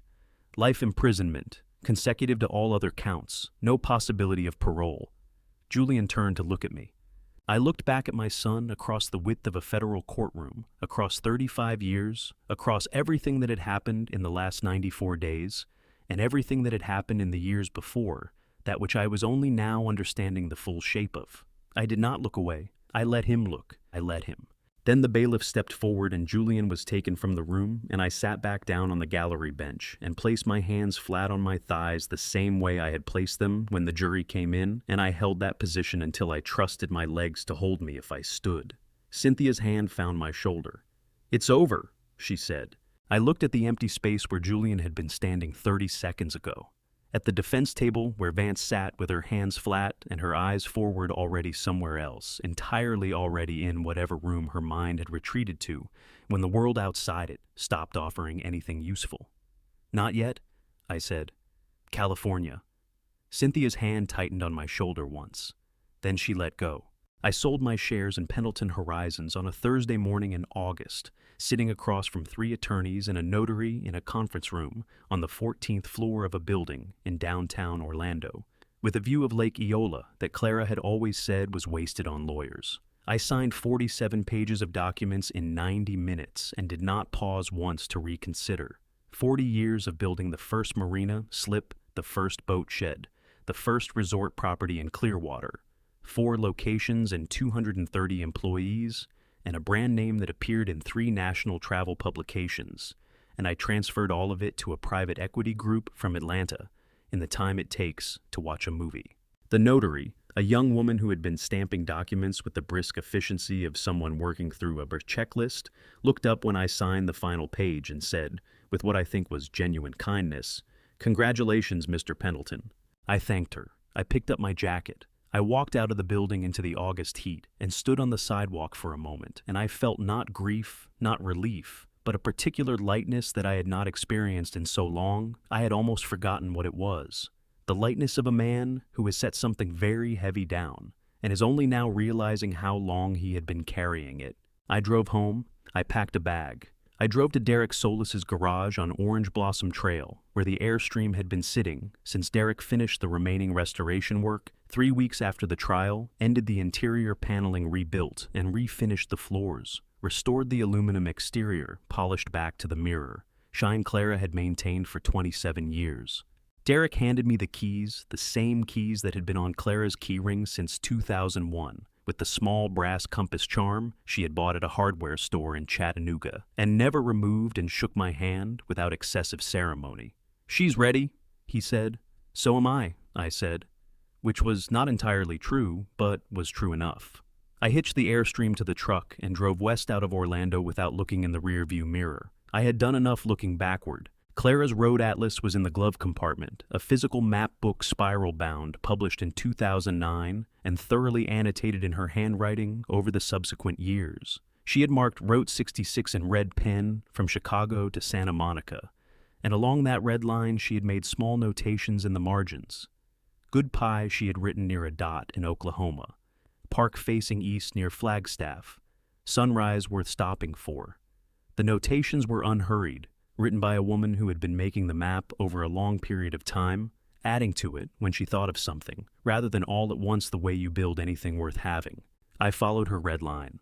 I stopped for 2 days in Sedona, Arizona, because she had drawn a small star beside Sedona and written nothing else, just the star, which meant she had considered it important enough to mark and trusted that the star alone would communicate the importance. I parked the Airstream on the eastern edge of a campground with an unobstructed view of the red rock formations, and I sat outside in a folding chair and watched the evening light do what the evening light does in Sedona, turn the rock from orange to copper to a deep arterial red that looks like the landscape is lit from within. I sat there until full dark. Then I went inside and made coffee, and sat at the small table in the Airstream's dinette and opened the road atlas to the next page and read her handwriting, and felt for the first time in many months that I was in the right place at the right time doing the right thing. In Albuquerque, I stopped at a coffee shop on Central Avenue, Old Route 66. the original alignment running straight through the center of the city, the way the old highways ran through everything before the interstates went around. The shop was a small place with mismatched furniture and a chalkboard menu, and a woman behind the counter who appeared to be approximately 70 years old, and who had the particular unhurried quality of someone who had been making coffee in the same building for a very long time and had no plans to stop. She brought my coffee to the table without being asked, and looked at the Airstream visible through the front window, silver in the New Mexico morning light.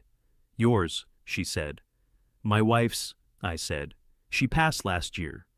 The woman looked at me with the direct, unsentimental sympathy of someone who has outlived enough people to understand that the thing required in moments like this is not a speech, but a presence.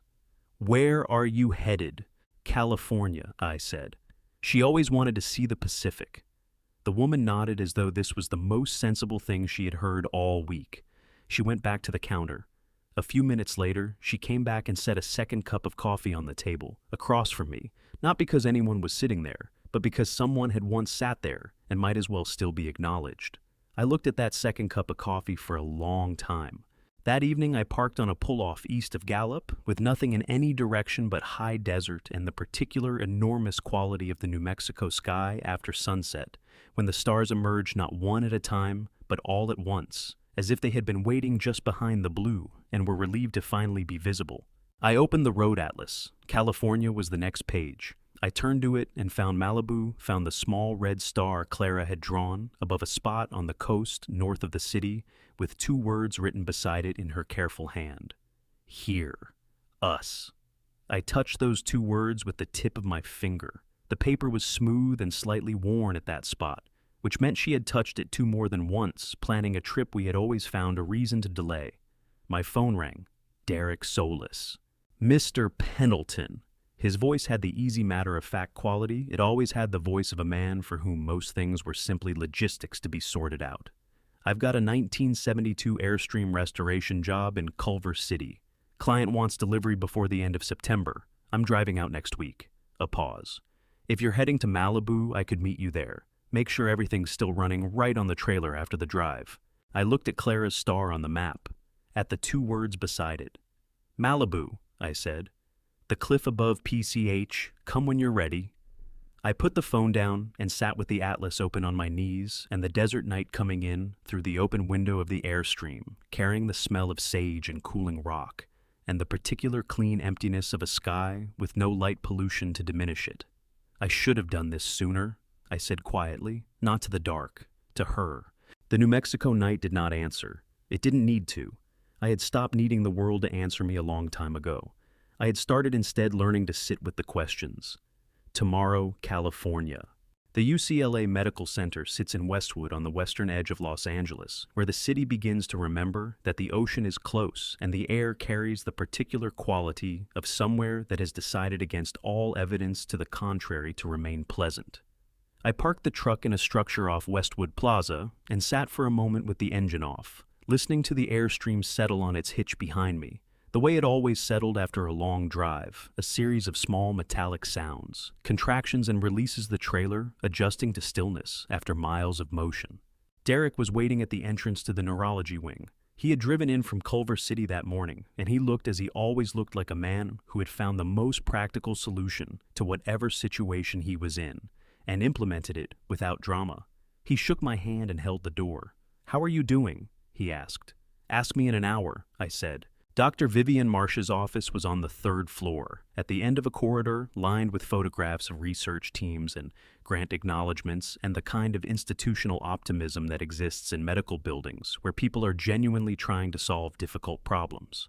She was a woman in her late 40s with the composed, attentive manner of someone who had spent years learning how to be present with people in the most difficult moments of their lives without making those moments about herself. She stood when I came in, extended her hand and said my name, and then she stopped. The way she stopped was not dramatic. It was the small, involuntary pause of a person whose internal processing has just caught on something unexpected, like a thread snagging on a nail. "Pendleton," she said again more quietly. She looked at me with an expression I could not immediately read. Not surprise exactly, but the particular look of someone connecting 2 things that had previously existed in separate compartments of their understanding. Arthur Pendleton. That's right, I said. She sat back down slowly. She picked up a pen from her desk and set it down again, without writing anything. Mr. Pendleton, I've been director of this research program for 6 years. We have a small number of founding donors who helped establish the fund before we went public with it. She looked at me carefully. One of those donors gave anonymously. She gave 2 years ago before the fund had any public profile at all, before we had a website, before we had a name that anyone outside this building would have recognized. Her voice had gone quieter. The donation came with a letter. The donor asked that her identity not be disclosed unless her husband came in person to sign the official establishment paperwork. My chest tightened so fast it surprised me. After everything, after 94 days in a courtroom and 3,000 miles in an Airstream and all the things I had learned and processed and survived, I had believed I was past being surprised. I was wrong. Her name, I said. My voice came out lower than I intended. Dr. Marsh turned her monitor toward me. The donor record on the screen had a name field, and in the name field was a name I would have recognized in any form, in any font, in any context in the world. Clara Ann Pendleton. The pen Dr. Marsh had set down rolled off the edge of her desk and fell to the floor. Neither of us moved to pick it up. She came in herself, Dr. Marsh said. Her voice had the careful quality of someone carrying something fragile. 2 years ago, she said she had been diagnosed with a congenital cerebral aneurysm. About a year before, she came to us small, asymptomatic but present. She said she'd spent that year deciding what to do about it. She said her doctor had told her it might never be an issue. She paused. She also said she wanted to make sure it was an issue for fewer people, that if the research had existed earlier, detection rates would be higher, and some of the people who died of this condition, including people who had every reason to believe they were perfectly healthy, might not have. Her jaw tightened briefly. She funded our first 2 years of research. Without her, we would have spent those 2 years writing grant applications instead of doing the work. I was gripping the arms of the chair I was sitting in. My knuckles ached. I made myself loosen my hands and place them flat on my thighs the way I had placed them in the courtroom on verdict day, and I breathed through the burning behind my eyes until I could trust my voice. She said something else, Dr. Marsh continued. She opened a desk drawer and removed a sealed envelope. The handwriting on the front was Clara's, the same careful, unhurried hand that had annotated the road atlas, that had written 40 video scripts in blue ink, that had addressed a steel box hidden in an Airstream's undercarriage to a specific moment in a specific state. She had written 2 lines for Arthur, Malibu, the cliff. Open there. My hand was trembling when I reached for it. Not the fine, controlled tremor of a man holding himself together. A real tremor, undisguised, the kind that happens when the body decides it is done, pretending that everything is fine, and simply tells the truth instead. Dr. Marsh placed the envelope in my hand and did not immediately let go of her end. She held it for a moment, and she looked at me with the direct, unvarnished compassion of someone who had spent years in rooms where people received news that rearranged everything they thought they knew about the story they were living. She also left a note in her patient file. She said she gave written consent for disclosure to her spouse. I'm going to read it to you, if that's all right. I nodded. I did not trust my voice. Dr. Marsh opened the file. Her eyes moved across the page. Then she read in the careful, neutral tone of a physician reading a document while understanding that the words are not neutral at all. I'm not investigating the company to punish anyone. I'm doing it so Arthur has something left to come home to. The burning behind my eyes arrived all at once, and I pressed the back of my hand hard against my mouth and held it there. My shoulders pulled forward. My chest heaved once, just once, and then I pressed back against it and breathed and held on. Derek, who had been standing near the door with his hands in his jacket pockets, moved quietly to the chair beside me and sat down without being asked and without saying anything, because he was a man who understood that the most useful thing you can do for someone in certain moments is simply to make sure they are not alone in the room. I sat there for a while. The Los Angeles afternoon light came through the window at a long angle, the particular warm amber quality of California September light that makes everything it touches look like it is being remembered rather than experienced. After a time, I straightened up. I wiped my face. I placed the envelope carefully in the inside pocket of my jacket, against my chest, against the same place I had carried the first envelope for 3,000 miles. Thank you, I said to Dr. Marsh. My voice had steadied. For holding this, for all of it. She nodded. She was very clear about what she wanted. A pause. She seemed like someone who usually was. I stood. Derek stood beside me. Malibu, Derek said, not a question. Malibu, I said. Route 66 ends somewhere near Santa Monica at a modest sign on the pier that marks the terminus of the most American road ever built. A road that began in Chicago and crossed 8 states and 3 time zones, and the full width of a country that had once believed, with the particular optimism of its era, that the West was always worth driving toward. I drove past that sign without stopping. I had 20 more minutes of north along the Pacific Coast Highway, with the ocean appearing and disappearing on my left. Between headlands and curves, the Airstream tracking faithfully behind the truck, the way it had tracked for 3,000 miles of desert and mountain and high plain. The September afternoon light on the water was the color of something precious. Not gold exactly, but the particular warm luminescence that happens when sunlight hits the Pacific at the angle it hits it in early fall, low and long and without apology. Clara had known this light was here. She had marked this spot on the map without ever seeing it on the faith that it would be worth the drive. She was right.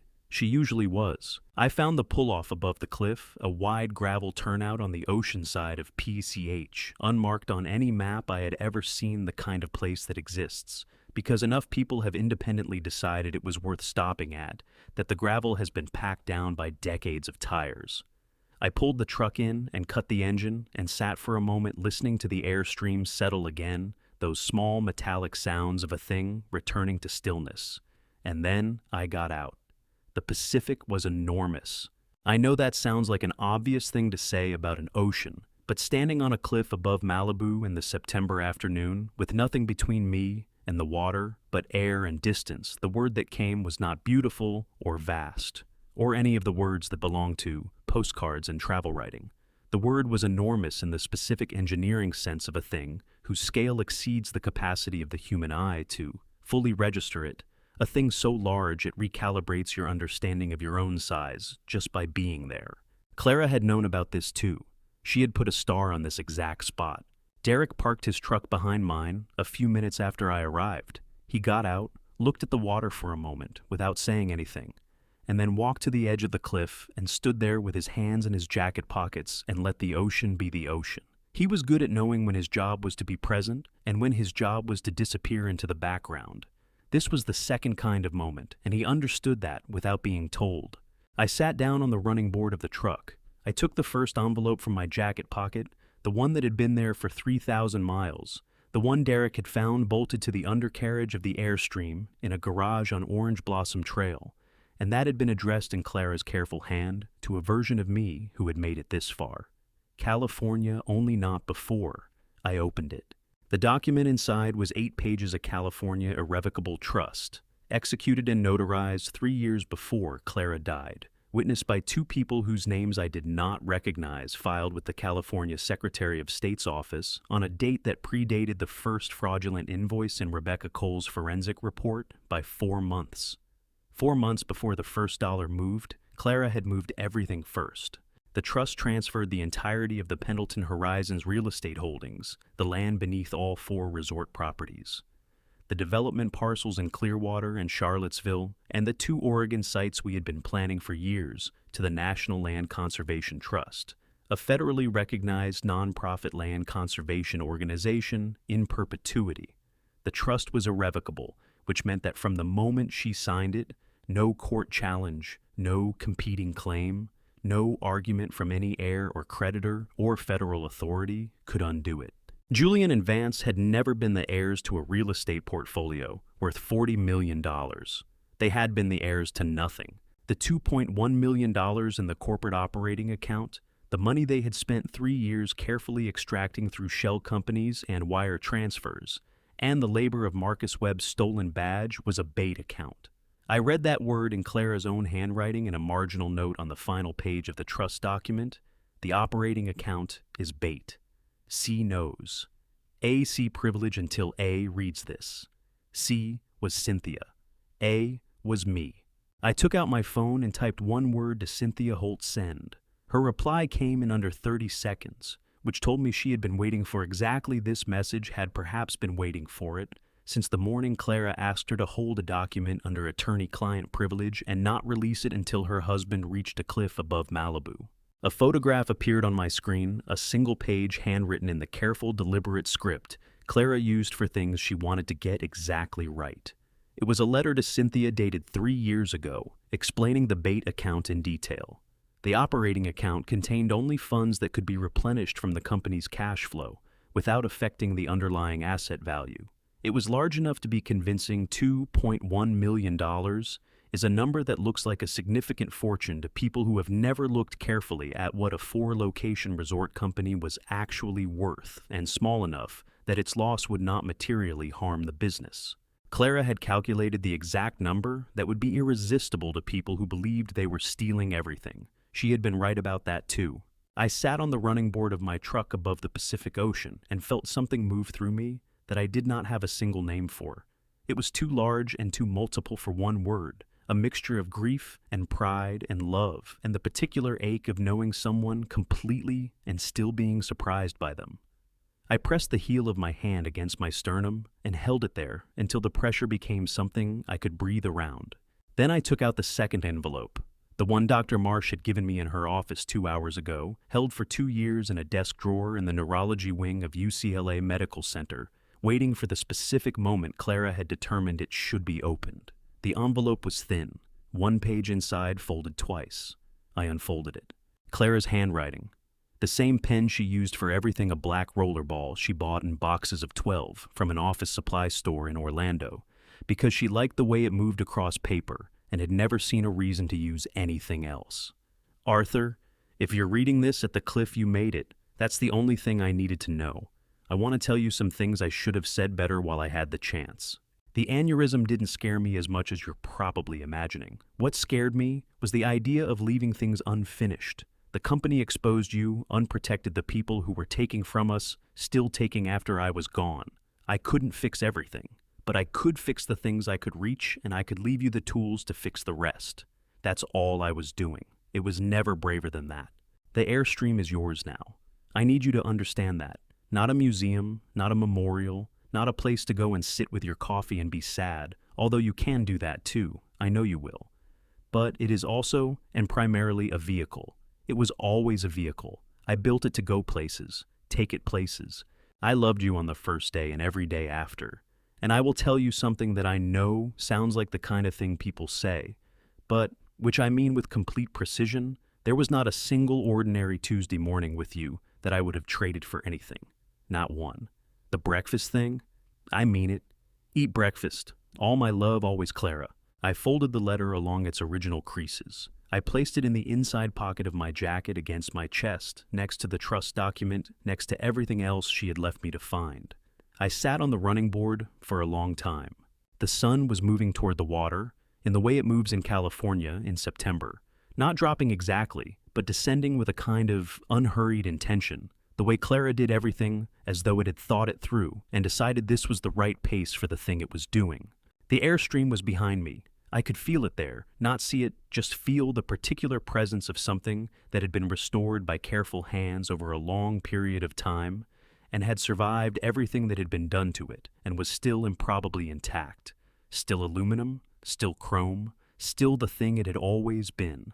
I stood up. My legs held without complaint. I walked around to the passenger side of the Airstream and put my hand flat on the aluminum skin, warm from the California afternoon, the same temperature it had been in Derek's garage in Orlando, the same temperature it would be anywhere the sun found it. Clara had polished this surface. Clara had rebuilt what was beneath it. Clara had hidden a box inside it and addressed the box to me and trusted that I would find my way to the right place to open what she had left. I had. Derek appeared beside me, not intruding, just arriving at the natural end of the amount of time a man gives another man on a cliff above the Pacific, when the other man has been reading letters from his dead wife. He looked at the water. I looked at the water. "You good?" he said. I thought about the question, about what good meant after the last 9 months, about whether it was possible to be good in the specific sense he was asking, not fine, not recovered, not finished grieving, but good in the fundamental sense of a person who has found their footing and knows which direction they are pointed, and has decided with full awareness of what has been lost and what remains to keep going. The Airstream sat behind us in the California afternoon light, 3,000 miles from where it had started, 3,000 miles from an empty concrete floor on Old Mission Peninsula and a camera feed cut at 3:12 in the morning and a phone call from a man who had found something bolted under a floor. Somewhere in a federal facility in Florida, my son was beginning the first day of the rest of his life. Somewhere else in that same system, the woman who had built the mechanism that destroyed our family was calculating something, always calculating in a room where the calculations no longer led anywhere. Here, there was a cliff, an ocean, an Airstream that Clara had built back from nothing with her own 2 hands, and that had carried everything it needed to carry and was ready now to carry something else. Here there was a man who had eaten breakfast this morning because his wife had told him to, and who intended as best he could manage it to keep doing that. "Yeah," I said. Derek nodded once. We stood there a little while longer, the two of us, while the sun finished its business with the horizon and the Pacific did what the Pacific does, which is simply to continue enormous and indifferent and beautiful, the way the things that outlast us always do. I have spent a lot of time thinking about what this story means. Not Clara's story, not Julian's, not Vance's, mine. Here is what I know, now that I did not know, before family betrayal does not always announce itself. It arrives quietly in small decisions made over years by people who told themselves they had good reasons. I made my own mistakes too. I trusted without watching. I built without checking. I loved without asking enough questions. If you are listening to this family story and you see something in it that looks familiar, a signature you didn't read carefully, a conversation you keep postponing, a number that doesn't quite add up, don't do what I did. Don't wait until the shed is empty. I believe in the way that a man believes after he is lost enough that God puts the right people in the right places at the right moments. Clara found that box. Derek found that floor. The right stranger made the right phone call. That was not coincidence. Family betrayal cuts deepest when it comes from the people closest to you. But so does family story. The love, the sacrifice, the quiet courage of someone who hid the truth in the walls of a trailer and trusted you to find it. If this family story reached something in, you leave a comment below. Share it with someone who needs to hear it. And if you haven't subscribed yet, there are more stories coming that I think will stay with you. Thank you for staying until the end. These stories contain fictional elements crafted with care and purpose. They are meant to make you think, not to disturb. But if this type of content isn't for you, that's completely all right. Choose what serves you best, and take good care of yourself.